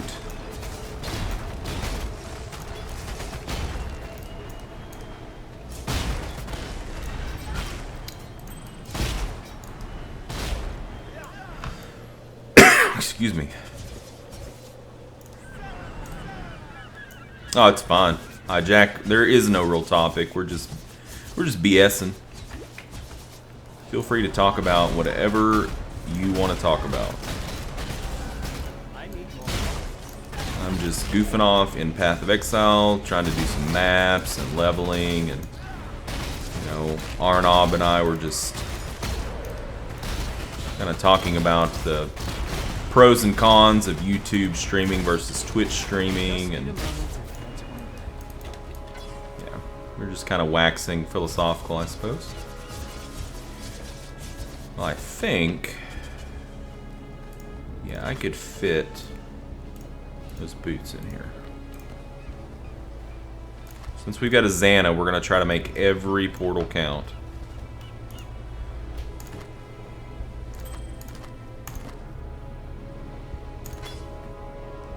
It is good to see you.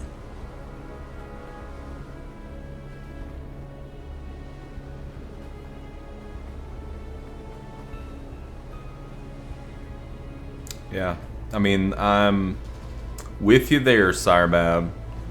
With you there.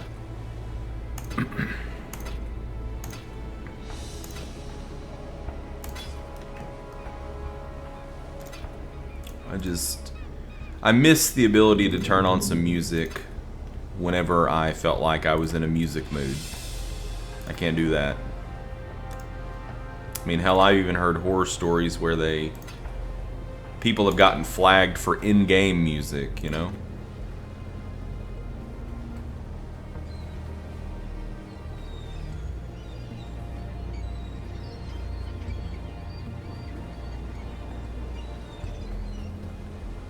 Yeah. Let's see. Do I have a generosity in... I don't have one for sale. So let's put it up for 5 alts. That's a crappy ring. Almost time to do some chaos recipe. Almost. Okay. Let's get back in there. Oh, wait. I have a gem in here. Melee physical damage. Okay, I already have a ton of those, so we'll just junk it. I don't want to have to deal with the wisdom scraps.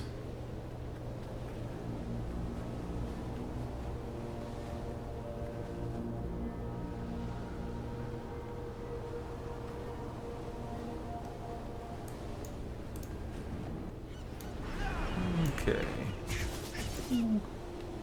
Oh yeah, I don't want to do that just yet. I'm not really sure about the free use music.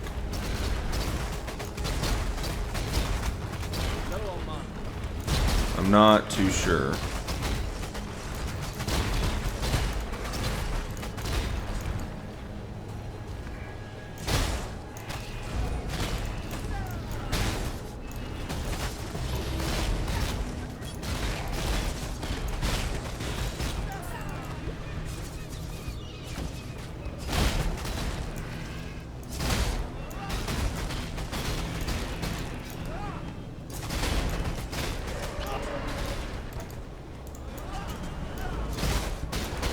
I'm kind of scared to do anything that might give me some kind of a copyright strike. Oh, that ought to be interesting. Seeing as how right now, like, any kind of a streaming for me is secondary to, you know, like the YouTube content that I make. Because I'm primarily just a content creator, non-streamer on YouTube. But I've been toying around with the idea of streaming on YouTube a bit more as well.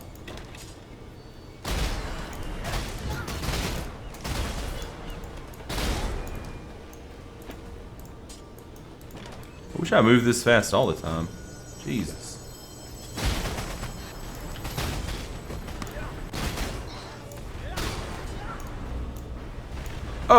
Oh, chaos recipe. So what the chaos recipe is if you have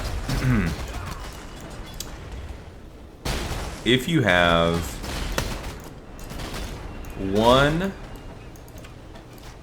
of each kind of item slot that's an item that's over item level 60, and you sell it to a vendor, you get a chaos orb. If it's identified. If it's unidentified, you get 2 chaos orbs. Hello. Kinda hurt. If it's if it's over item level 75, you get regals. If it's under item level 60, you get chance orbs. But typically, I don't start collecting until I'm past item level 60. So, like, basically, once you hit about Act 2 in Merciless, that's when you start collecting. Or, I start collecting, so I'll show you when I go back to town what I do.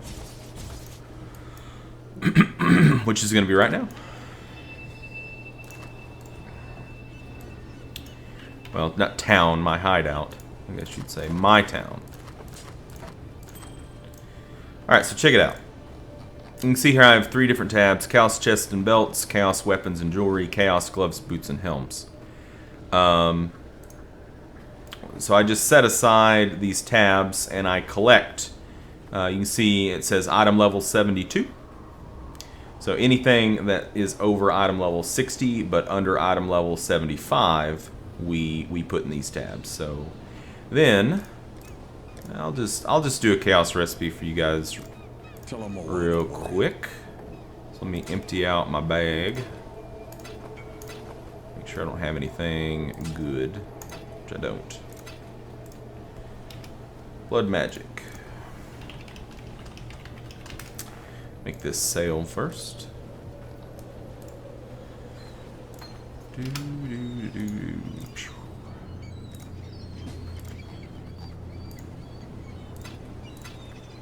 Oops, wrong tab.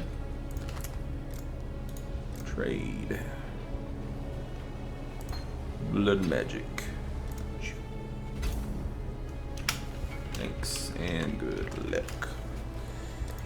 All right, so back to this. Let me empty out my my bag here first. I'm a little bit OCD about getting stuff emptied out, like right then. I probably shouldn't say that. I'm trying to be a little bit more conscientious of the fact that OCD really isn't something to joke about. That ring is not that bad, actually, and it has room for another mod on it. It looks like it could take another suffix. Let's take a look. No. Okay, so it has room for a prefix, which isn't horrible because we can put life on it. So that's going to be a ring that I'm going to want to price, probably, and not want to sell. Anyways, let's do a chaos recipe. Excuse me. Well, I wouldn't... I mean, thank you, Sirebab, but I don't know about that. A lot of times I just throw stuff in here. Okay. Excuse me. Jeez, I'm going to have to get some more water here after I do this.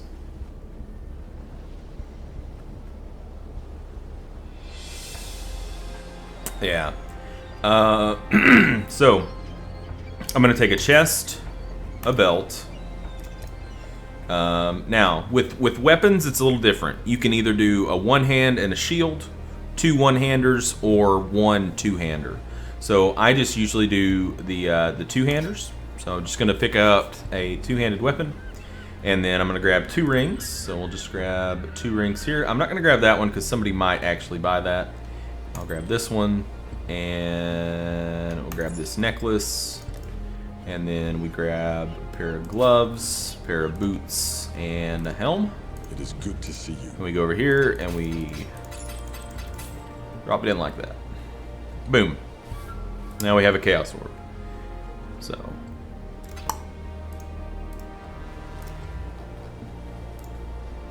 And that's a really, it's not a good way, it's not like, it could never be your main source of income, but it's a really good way to, supplement your income. Your main source of income is always going to be knowing when you have something good that drops and pricing it correctly and selling it. That's always going to be your main source of income. But you know, doing the chaos recipe, especially when you're mapping, can be a really good way to offset some of the cost that's involved in rolling your maps. So, okay. So let's go back into this map. So we still have, I'm imagining we still have some things to kill. No, we don't. Okay, so let's just go do that Xana. So Xana is the map mistress. Map master, and she's going to open up another map inside the map for us. Oh, and I completely forgot we have a summoning, we have a stone altar here. So depending on how many Xana portals we have to use here, we might be able to make a higher level talisman. Specifically, I've noticed a region that is manifesting some unusually. Wow, we got an untainted paradise. Such a place could deliver us an absolute. That's pretty funny because what this is like a really Untainted Paradise is a unique map area that's pretty easy. It's just populated with animals, and you get a lot of experience from it. People normally sell these spots in trade chat for like, 6 to 10 chaos or something.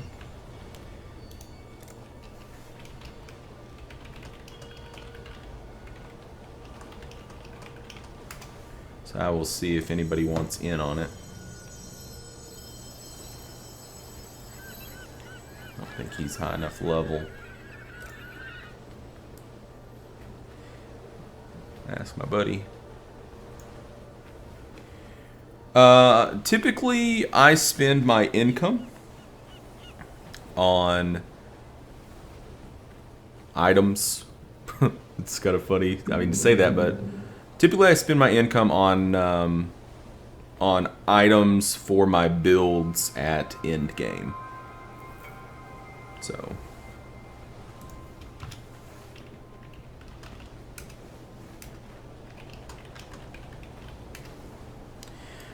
So like, if I'm picking up a new build, a lot of my currency will probably go towards the items that I'll need at the end game. So like for this build, I had to buy this chest, this belt, and this. And which this was cheap. This was pretty cheap. The belt was the most expensive part. The belt was about 40 chaos. So it's a pretty cheap build, like compared to most. This build is pretty cheap. Yeah, so it's a level 68 map that just is like, it's basically, if you've ever played Dungeons and Dragons and heard of the term Experience Creek, this is what it is. Now the only downside is that no items drop. There are no item drops. It's all about the experience. But my experience should be going up pretty quick. Actually, it might not. Yeah, it's going up pretty quick for what level this is, and it's really good for leveling gems.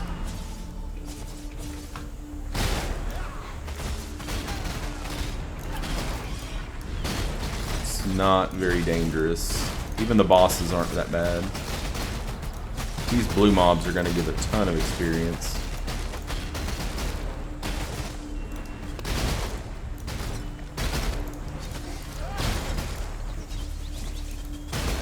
Yes, you do.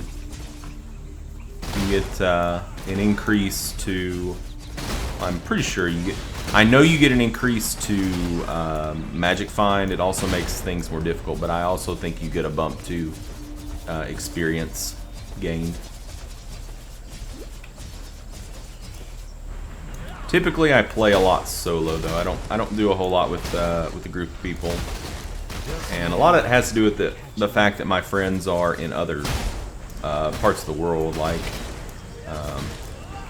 the guy that I was just offering to come on this Untainted with me is from New Zealand. So, like, if we group up together, somebody's going to get screwed on the latency. Either he's going to be majorly screwed or I'm going to be majorly screwed. So. And for the longest time when I was playing Path of Exile, I was living in South Korea, so yeah, there was that too.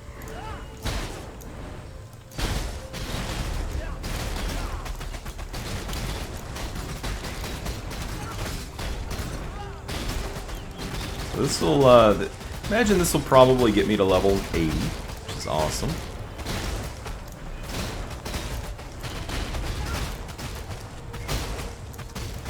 I'd really like to get a character to level 90 for the challenge to get a character to level 90, but if not this character, maybe my next character.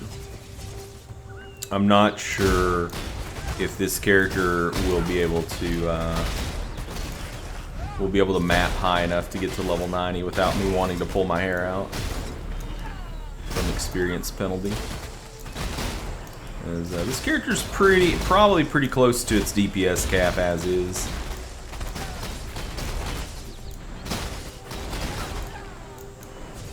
Like, we're gonna be able to get 2 more. Well, I don't know. We're gonna be able to get 2 more possible power charges, which will increase the damage. My skill gem is only level 18. So we could get that up to 20, which would increase the damage. Theoretically, I guess we could go to 21. Yep, I lived in South Korea with my wife for 3 years. We were both English teachers. We lived we lived in a suburb of Seoul. We actually lived in 2 different cities. The first city we lived in was called Songnam, and then the other city we lived in was Anyang. And both of them were just basically right outside of Seoul, like a 15-minute subway ride in. Pretty much just a suburb. I think both of them had about 1 million people in the city. So, yep, level 80. Hell, maybe we can get to 81 in this thing. That would be really cool. The last 3-month league I did, I don't think I got a single Untainted Paradise. Just pretty crazy. I mean, they are pretty rare, which is why people can sell them in trade chat for so much money. Like, just sell 1 spot for 10 chaos. I normally don't like, I don't really like doing that. So. Maybe if I wasn't streaming, but there's just a lot of rigmarole that is involved in bringing people in. You don't know them. You know, they can completely hijack your map. I just didn't really want to have to deal with that kind of drama. Now, at the very least, it's going to get us a really good ways towards 81, which is really cool.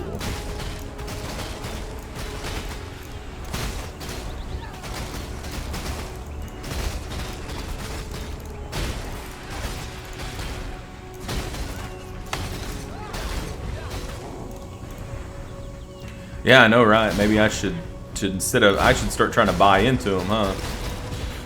I'm just really, really cheap. I'm just like, well, I could just do it myself. Yeah. But maybe I should. It's really good experience.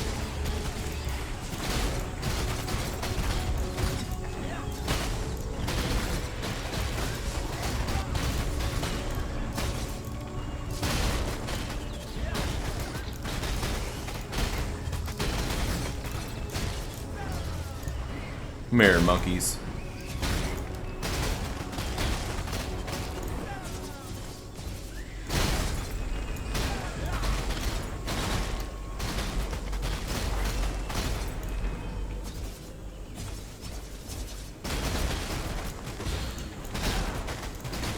Yeah, send this guy a message.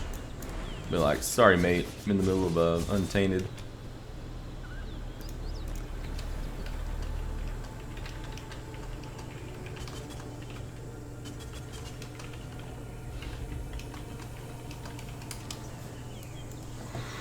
Guess we could spend our passive point real quick. Yeah, we're going this direction, so we're working up towards this overcharge to get another maximum power charge. That'll let us have 6 power charges. I think at the end of our build, we're going to have 7, which is pretty good. You may not want to wait around that long. I mean, it's just it's a Harim Nors, so it's not like it's a super rare item.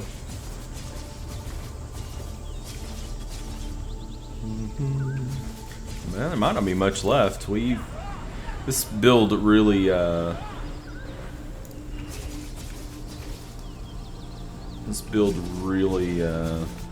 does well AoE wise. Remaining. Oh my god, oh my god, oh my god! Danger, danger. Okay, so there's more than 20 left. It's hard to tell where you've been in Untainted.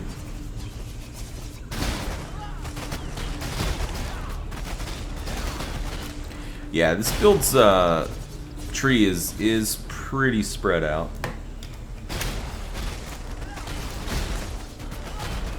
But because of how Blade Vortex works, it actually works out pretty well, because Blade Vortex gets buffed not only from spell damage, but it also gets buffed from physical damage, which is kind of strange. There aren't many skills in the game that work that way.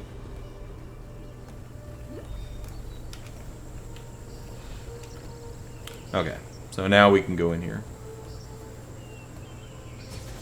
Let's go in here and finish this thing off. So there's just going to be some, basically just some like boss versions of the different critters, but they're not really that tough. Yeah, so we finished it. It's done. Was that everything? One left. I'm not gonna hunt it down. So we pretty much got a full level out of that. I mean, we're 80 and a half, which is good. And beautiful. So I don't think I'm ever gonna get Xan at a level 8 in this league. Not unless I go out of my way to do it. And I'm too lazy for that. Alright, let's grab some talismans and see if this guy still wants that Hrimnor's.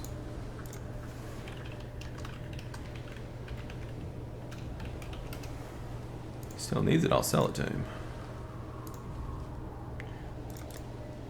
Hrimnor's him. Okay. Thanks for letting me know. That's like, I think it's not going to give me the same amount of experience every run. It's going to give me less experience as I go up. So like if I'd have been like level, 68 when I ran that, I probably would have got like 4 levels. So, but I love it when people message you and then you like message them back and you're like, yeah, I can get that to you, after I do this. And they don't say anything, and then you're like, you still need that? And they're like, nope. Like, why didn't you respond and tell me don't worry about it? Tell them a lot, warrior. It's like courtesy. It's a small thing, but it really does make a difference. Like, I try to be courteous to everybody that I deal with. Because if you do a lot of frequent trading in Path of Exile, you really can make a name for yourself. Well, I mean, they contacted me because they wanted that hammer, but I'm sure they found somebody else with it. All right, sire. It was nice to meet you. Take care. Yeah. Gotta grab those talismans. I don't have enough tier 2s to do a tier 3 summon, so we'll just grab some tier 1s and go to town. Yeah, no problem, man. Maybe I'll see you around again. Thank you so much for stopping by and watching. All right, so let's get a nice amount of Blade Vortexes going. Oh yeah, there we go. So it caps out at 50.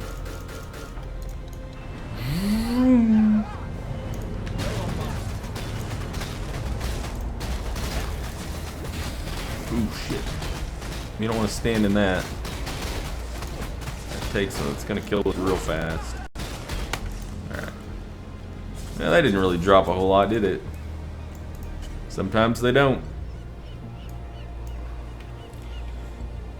And I think that's a talisman we already have quite a bit of. Well, 2. Like I'm trying to do this talisman challenge. Claim these talismans, and the long tooth and clutching talisman you can only find in the hardcore league. The monkey paw. I've had like no luck with the monkey paw. Yeah. And I'm still trying to get these two bosses, Great Web Mother and Scourge of the Wilds, down, but I should be able to get those eventually. This one's going to be... The way that I do with ghosts, it's going to be hard for me to do. And then... this one shouldn't be too bad. I just got to get my map pool going. And then this one, I'll have this one pretty quick. This one I just have to quit being lazy.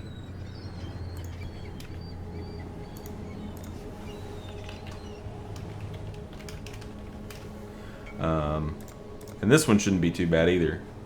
You just have to enter it. You don't have to complete it. So.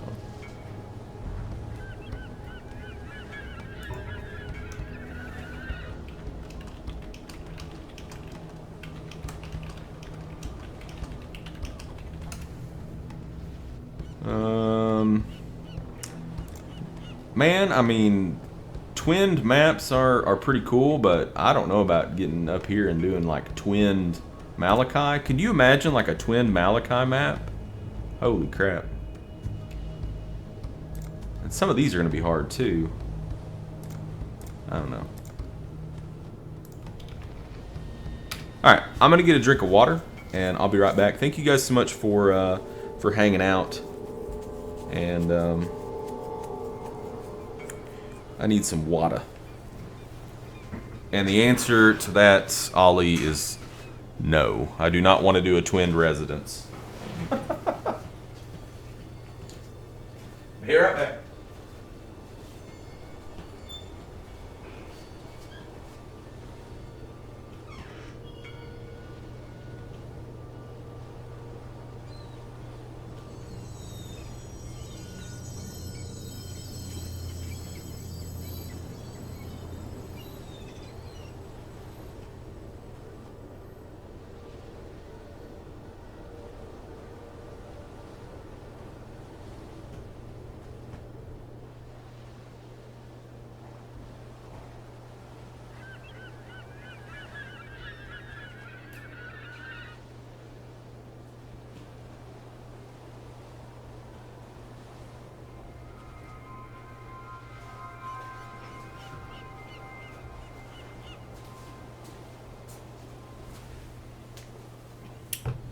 Nope, nope, nope, nope, nope. Nope, nope, nope.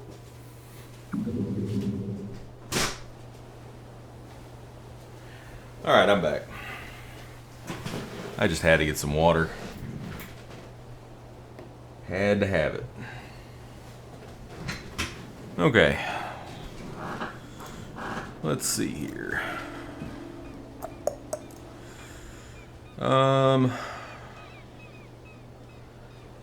Let's do, well, all I have here is blue, and this one I'm not going to be able to do because it's immune to curses, and that's pretty important. Let's do another shore. I like shore. I'd really like it if I get some tier 5 maps to drop. Yeah, you're right. I should just get a nice big water bottle. Yeah, that one's very doable.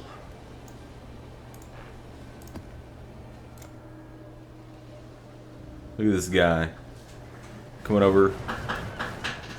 Trying to trade something. What's he trading me?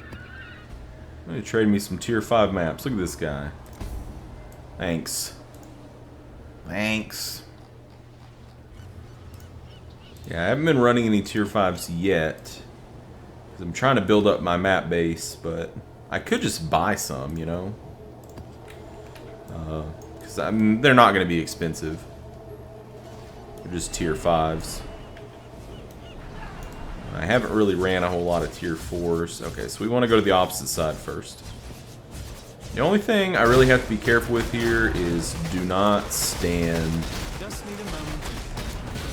Do not stand in the shocking ground. It makes you take more damage. Makes you more likely to be crit. taking stunned and all that nastiness. So if you can avoid it, you don't want to stand in it. Sometimes you just can't avoid it. Sometimes it just happens. And you know, that's okay.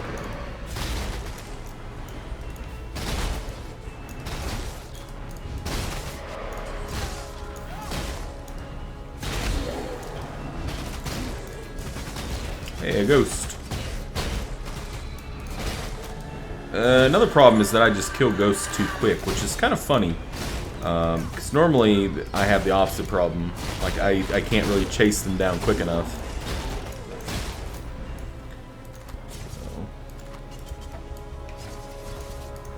So. With this build, with the poison and everything, it really is a ghost killer. Which is kind of nice.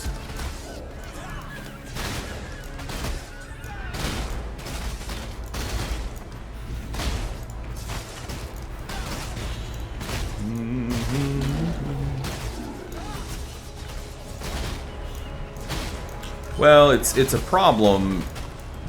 I'm assuming you're talking about like killing the ghost. I mean, ideally, I don't want to kill the ghost. Ideally, I want it to get inside of a rare mob before it dies. That would be the ideal. To get that fat loot. But, yeah, you know, in the event that that just doesn't happen, of course I want to be able to kill the ghost.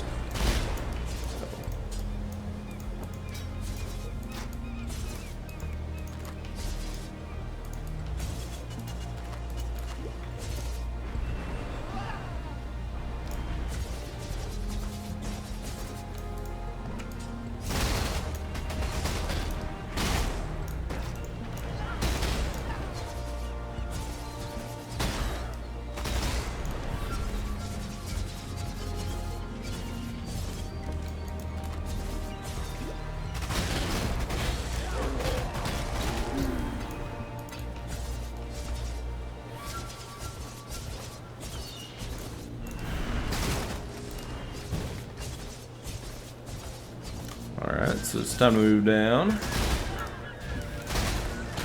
Gotta be careful with those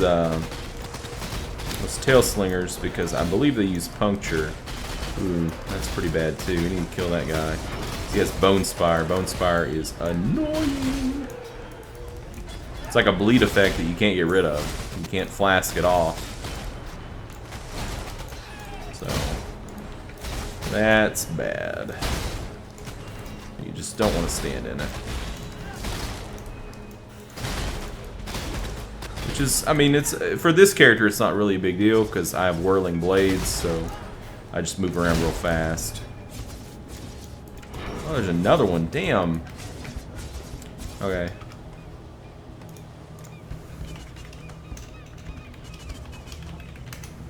Like right now, you can see I'm taking damage. That's because this build uses Blood Rage, which takes 4% of my life every second. It is good to see Let's you. sell some of this stuff so I have room. It's been a pretty dry night for loot.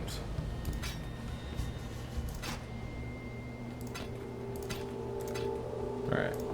So he wants the Pandemonium Hoof Shagreen Boots.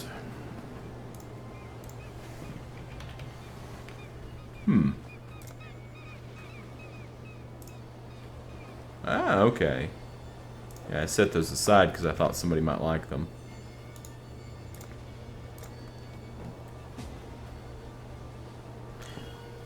Yeah, what you do is you make a thread on the Path of Exile forums. They actually have separate forums for trading, for shops, and for trades, and then what you do is you can either manually add the items that you want from I don't know if you've ever been to the Path of Exile website, but when you're logged in, you can look at everything that's in your stash, and you can just manually add everything, you know, in that you want to sell that way. But typically what people do is they run a program that takes a snapshot of what's in their stash, and they can assign prices to those things, and then the program itself generates a template that you fill into that shop thread. So I would say the most popular program is one called Procurement, which I used for a long time, and it works just fine. It's really good for somebody who is new to shops.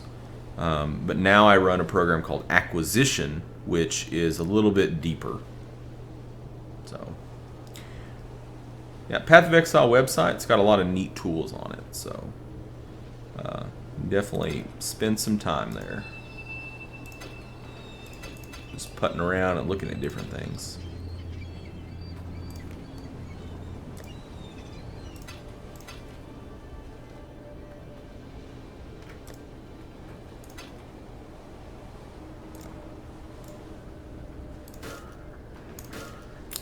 That was a lot of those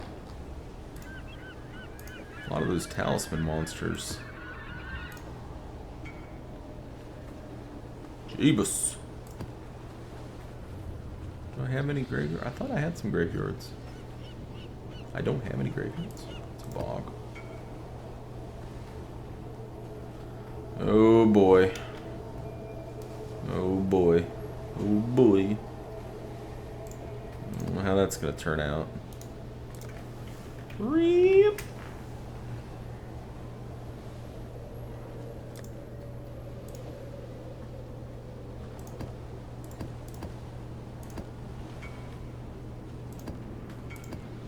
Yep.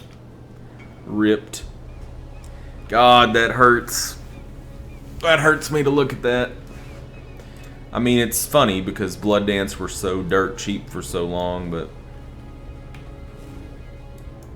still.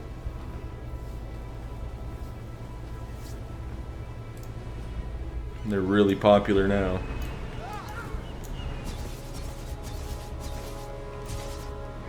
Wish I had lightning warp so I could get down there. Not having a whirling blades everywhere. But whirling blades has its own perks. So there. I would say out of all of the movement skills, whirling blades is probably my favorite. All about lightning warp. And then yeah, I'd say leap slam's probably my least favorite, but it's still fine.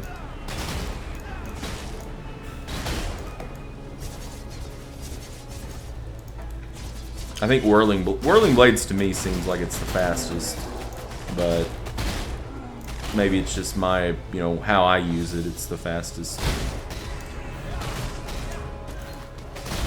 Is that another one? Is that like 4 talisman monsters in one map? How is that even possible?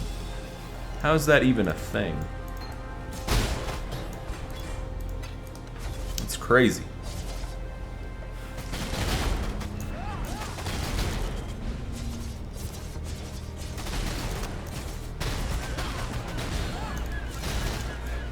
Oh wow, I didn't even notice that my health was getting that low. Whoopsie. Oh, and a Katarina. Alright.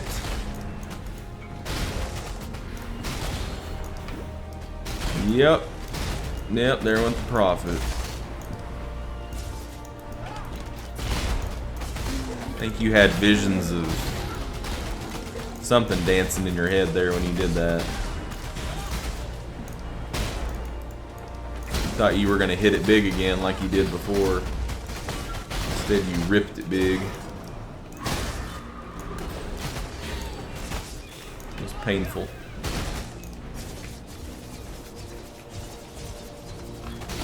Hey Terrence. 25x if it hits. What are you trying to hit on it? Let's see. Makes skills a lot. Makes a lot of skills typically associated with which together with the classes. Arno, I'm not really not too sure I understand your question there about mixing skills. What do the levels do with all those quest people?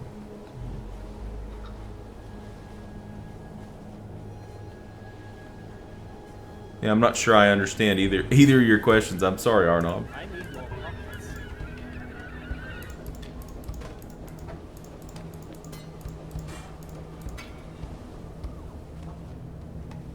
Yeah, that's probably a pretty good idea. So you don't rip those. Move over there. Grab this. Then we'll go back.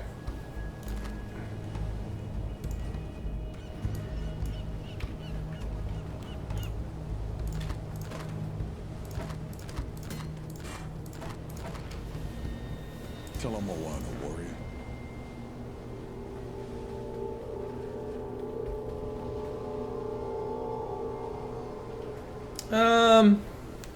Well, I mean, sort of, Arnob. I mean, yeah, you definitely, like Fozzie Bear says, you can have a melee witch if you want. Absolutely. The only thing that you would run into is where you start, you know, on the skill tree. You know, a witch is going to start by a lot of spell damage and not really going to start by a lot of, you know, strength and physical damage type stuff. So, but yeah, exactly. You could have a melee witch for sure. You could also have a, you know, a ranged marauder. It has been done. Spellcasting marauder.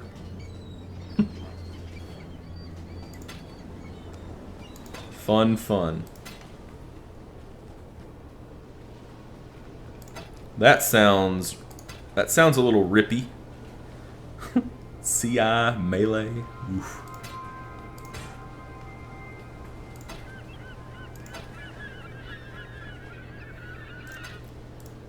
I've had one CI character. It was a hell of a lot of fun, but it damn sure wasn't melee. Damn sure wasn't melee, but it was a lot of fun. It was the most fun I've ever had in Path of Exile. Ugh. Good mana regen, some cold damage, but other than that, nothing. Yeah, I don't think I need that. Throw that in there and that in there. Yeah, we got a lot of talismans. That'll be a fun map. That might be our next map we do. Anything with Beyond, I'm always all about that. CI means Chaos Inoculation. And let me just show you. It's one of the keystone passives here. Yeah, right here. And it sets your maximum life to 1, but you become immune to chaos damage. So at that point, basically your life is your energy shield. So it's interesting. It's interesting. So it's not. I wouldn't recommend it for newer players for sure, but it's fun. And the immunity to chaos damage is really nice. Since chaos damage normally goes through energy shield anyways, you just don't really take any damage from chaos damage. So okay. Ooh. I've got to get rid of this fuse. I think there's still some more stuff in here. Yeah. Probably some more things to kill, too. 19 left. Not that much. Probably back off up in here. Oh, yeah, we didn't do this Katarina. Oh, and there's a strongbox. You know what time it is. Time to YOLO.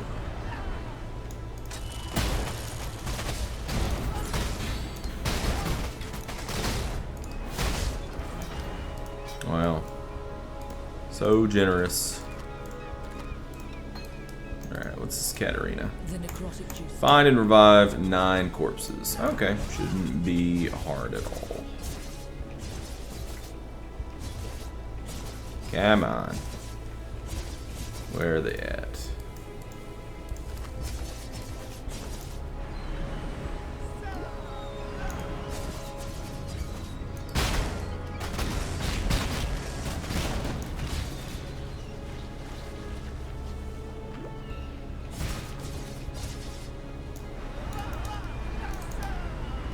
Come on. Oh, well, we managed to raise them all. Damn. Kill a corrupted monster. Yeah.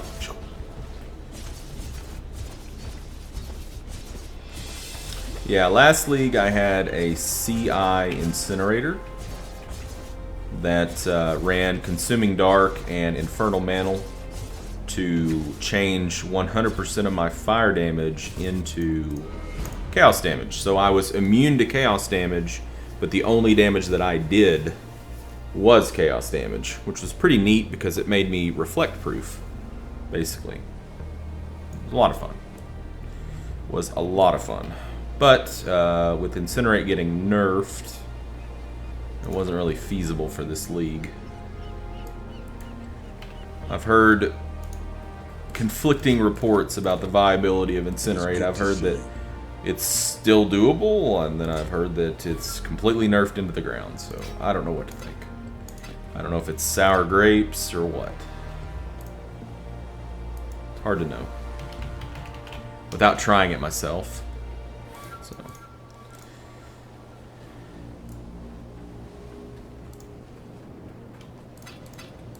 And I'm kind of scared to try it.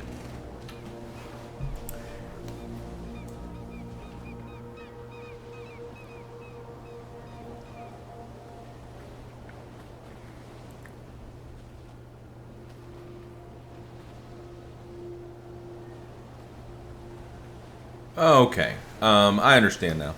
So as they level up, their crafting bench gets more mods on it that you can do. Also, they will sell more things. And like at level 8, they actually have a chance to sell uniques to you. And then you can also get bigger hideouts. So you can get, there's the small hideout, the medium hideout, and the large hideout. And you unlock the medium hideout at level 5, and the large hideout at level 7. The small hideout, you can have 2 masters in it. The medium, you can have 3, and the large, you can have 4. I think it's level 5. Correct me if I'm wrong, anybody in chat. Yeah, so you get the crafting bench once you create the hideout, and you can create the small hideout when you get a master to level 2, which shouldn't take you that long.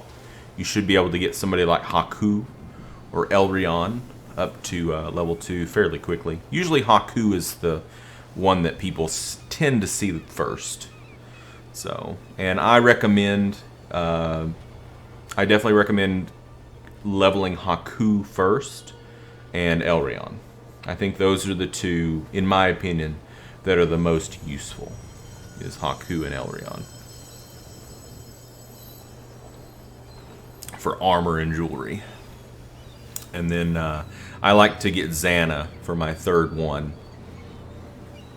Just basically because you get a free map every day. Alright, I am going to take a quick break, you know, like 3-4 minutes. And in the meantime, you know, just hang out, and I'll be back. So, I don't know, Fozzie. You might be right. You might be right. I you know, I just, maybe it is 3 and then 2 you can invite. That would kind of make sense, because 3, 5, 7, you know, intervals of 2. So, it could very well be 3. I'm not sure. But I will be right back. Masters, they're 8. I think. 8. Counting Leo, 8? Is it 7 or 8? There's Haku, Xana, Elrion, Katarina, Vagan, Varici. Who am I missing? Tora, Leo. That's 8. Yeah, you can't have them all. You have to pick and choose. Yeah, you have to pick and choose. But you can get all of their crafting benches. What you do is you invite them into your hideout. They give you the crafting bench when they show up, and then you just dismiss them. But when you dismiss a master, you lose all progress towards that level. So, like, if you're wanting to work on Haku, it's probably not a good idea to dismiss him if you're like halfway through the level. So just keep that in mind. I will be right back.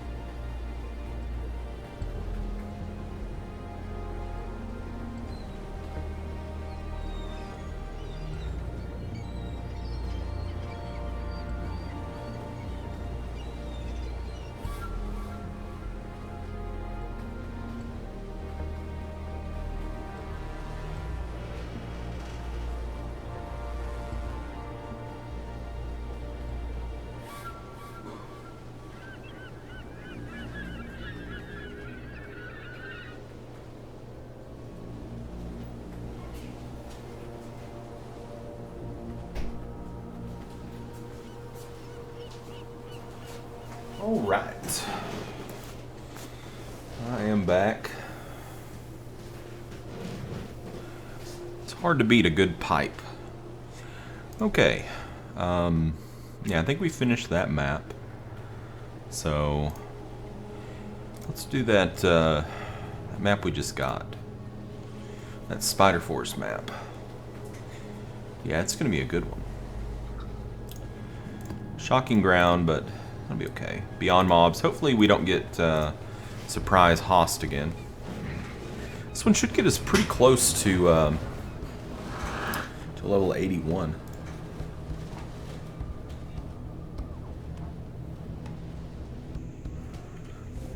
Okay.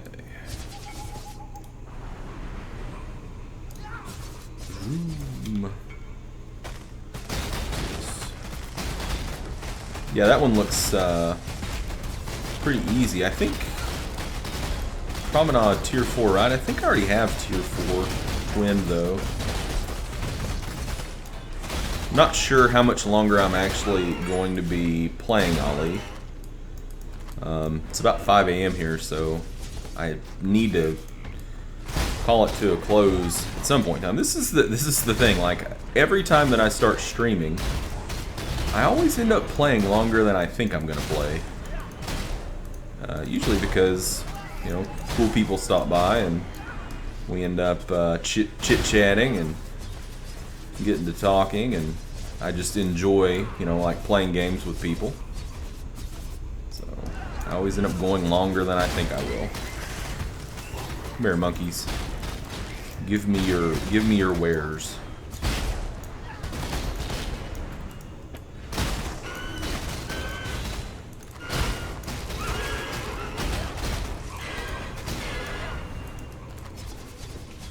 We got their strong box, huh? I'll take a peek inside that. Come on, take it at. Let's get some Blade Vortexes going on here. Get it nice and big. Ignited me, huh? Whoa! Something here has, I think something punctured me is what happened there. And that really didn't have hardly anything in it. Ugh. Gross.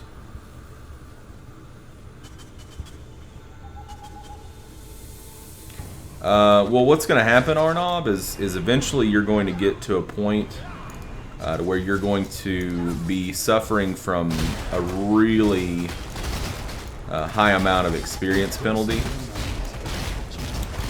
from doing the standard areas. The highest standard area in the game is the Harvest, and it's level 70. So once you get to about level 76 or 78, you will no longer get 100% experience from killing the mobs in there. You'll be taking an experience penalty, which will also... actually, I don't think it affects your... well, I know it doesn't affect your currency drops. I think that ends at eye level 68. But anyways, yeah, you just won't get enough experience to make it worth your while. So yeah, short answer to your question, you do have to map at a certain point. You have to start mapping to gain levels.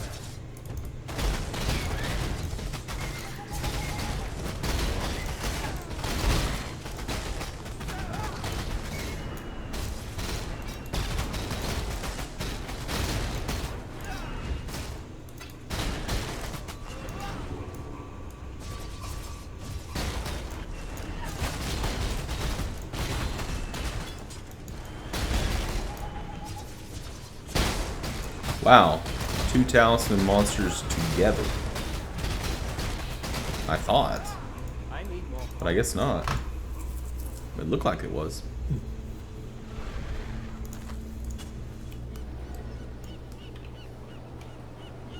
Another writhing talisman. Tell him Moana, warrior.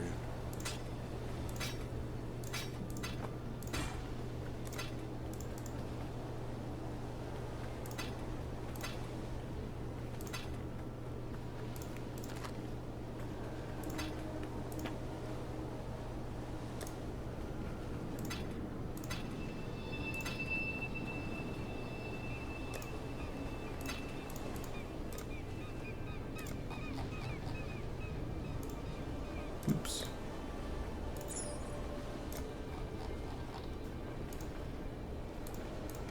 Oh yeah, I wanted to price that. I need to move that then.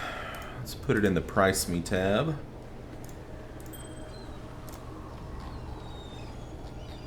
Apps.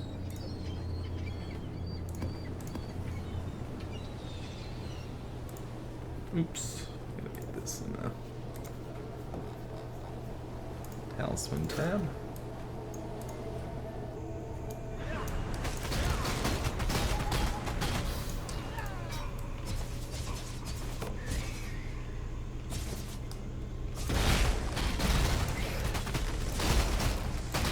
There's the boss. Need to be sort of careful here. The blacksmith.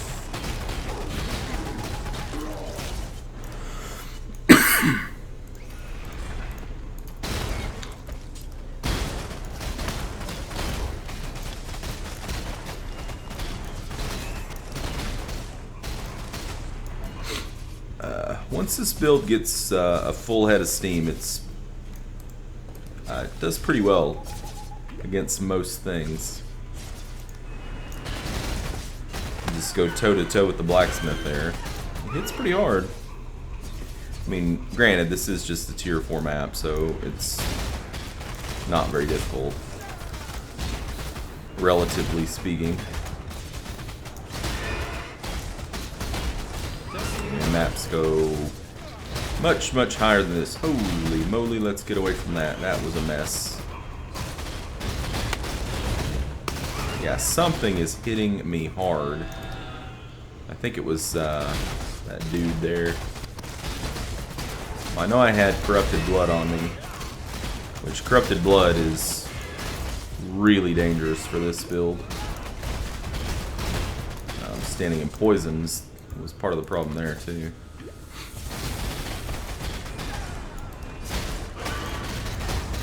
Here we go.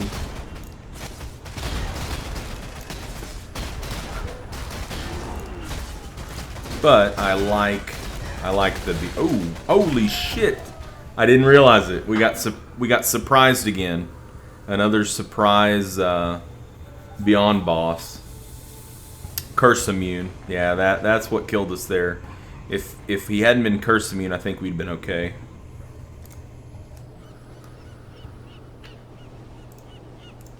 Rip. Rip, rip, rip. What a noob.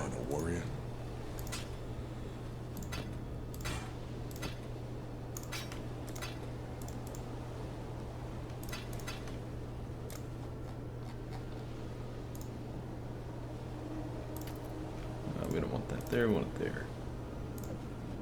Okay. Well, let's go start some trouble.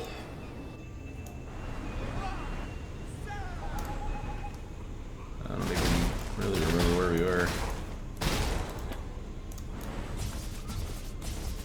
Yeah, he was almost dead. I think he was just right down here. Yeah. Okay. Whoa! So what he's doing, he has Veil Detonate Dead. So he's summoning all these corpses, is what's going on here. And then he's blowing them up in my face. Like an asshole. Alright. Come on. There we go. There we go.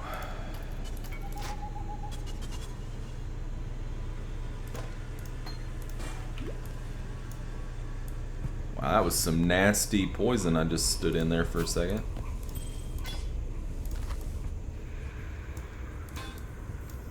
I need more pockets. I can't believe it's already 2016. That's crazy.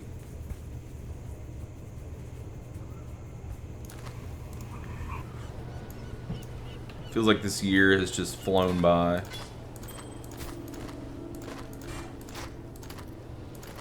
You were a welcome sight.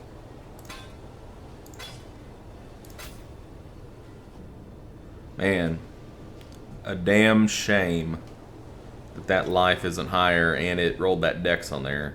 We could stick third resist. Yeah, it's, as it is, it's crap. It's missing too much. Missing too much. Tell him Moana, warrior.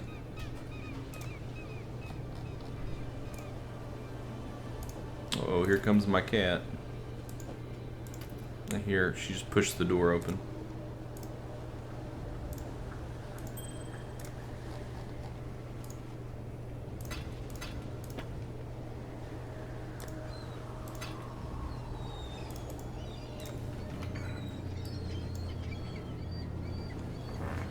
Yeah, I've got about 5, 7, 19 hours.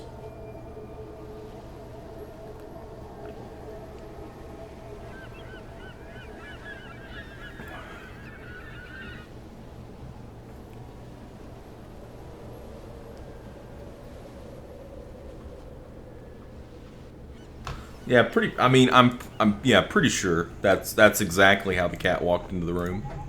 She had like some. I'm not sure what theme song it was.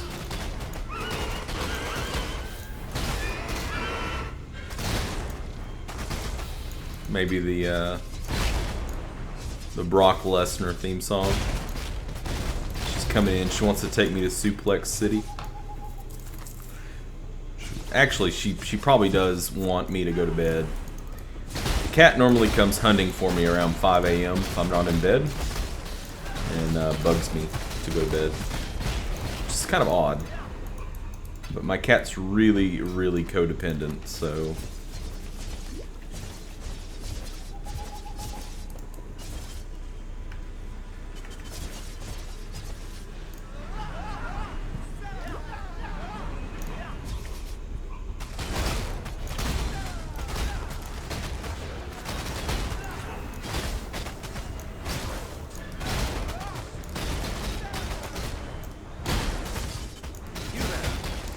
Oh, hello, Vegan.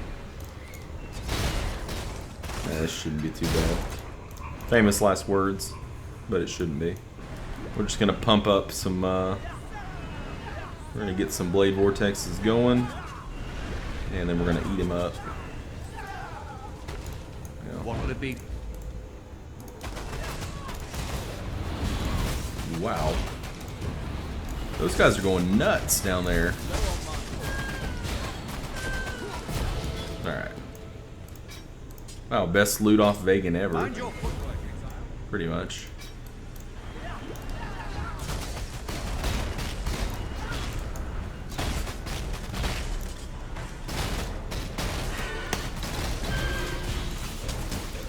Oh shit, oh shit. Dang. I like to live dangerously, I guess. I'd like to blame all of that misplay there on the late hour, but I don't know that that's it. I think it's just me being silly. Being a noob. Just need a moment. Well, if we hadn't died, we'd be pretty close to 81 right now. I mean, we're still pretty close. I need. But I don't know that I'm going to get there tonight. Probably tomorrow.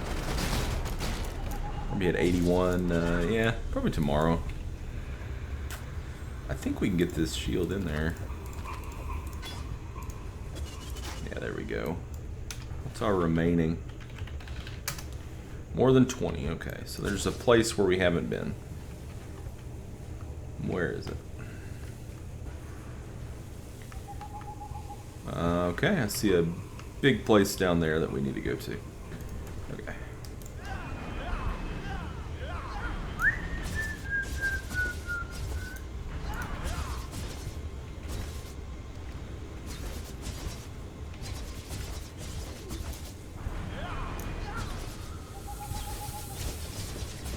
Alright, let's go check this out. See what's down here.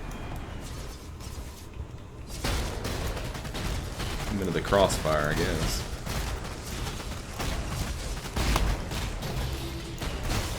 Worth it. Get an orb of alchemy.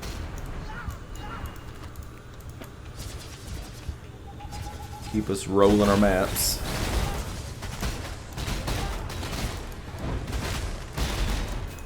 I need more coffee. I need more room. Still more than 20, wow. Alright, we'll port back and we're gonna grab some talismans.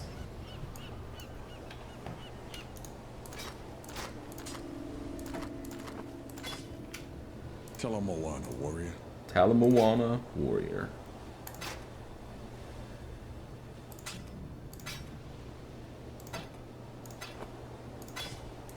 Bunch of schnit. I've had like nothing drop tonight. outside of just, currency. You too, Arnold. Thanks so much for stopping by. Hopefully I'll see you again soon. Have a happy new year.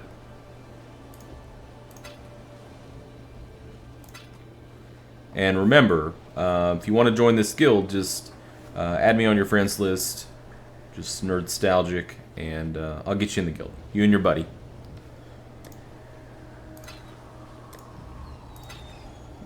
Right. How many gamblers do we have? Must have just turned one in. Talisman time.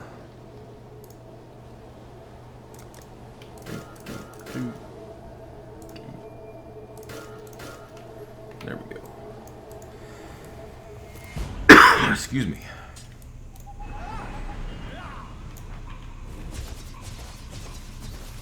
Where are the rest of these monsters? Excuse me, jeez. It says there's 20 more, and I've got no clue where they are.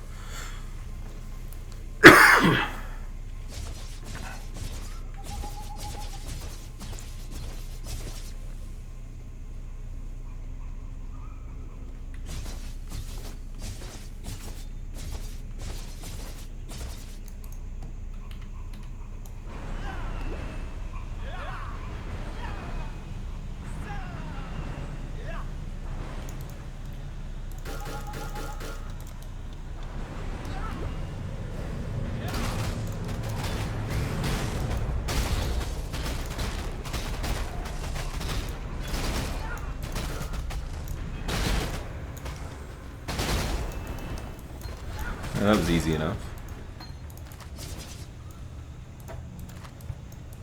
Alright, where are the rest of those mobs at? So we can put this map to rest. Did I hear something over here? No.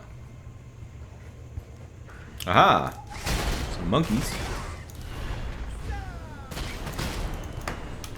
Where did that get us? 18. That's good enough for me.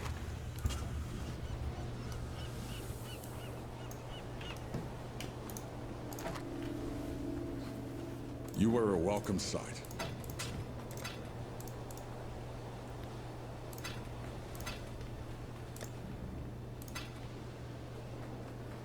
Yeah, I don't think we need that. And avian twins. Oh, cool. So I'll be able to do a tier 3 summon. Next one I have. Alright, everybody. So I'm going to go ahead and shut off the stream at this point. I've been streaming for about 3 hours, and it's 5 a.m. here. I'm pretty dang tired, and I need to get some sleep. But, you know, if you liked it, feel free to subscribe. And, yeah, I will likely be doing this a little bit more in the future. And if you are watching this on demand after the fact, then oh my god, wow, you watched 3 hours of this, you deserve a cookie or a medal or something.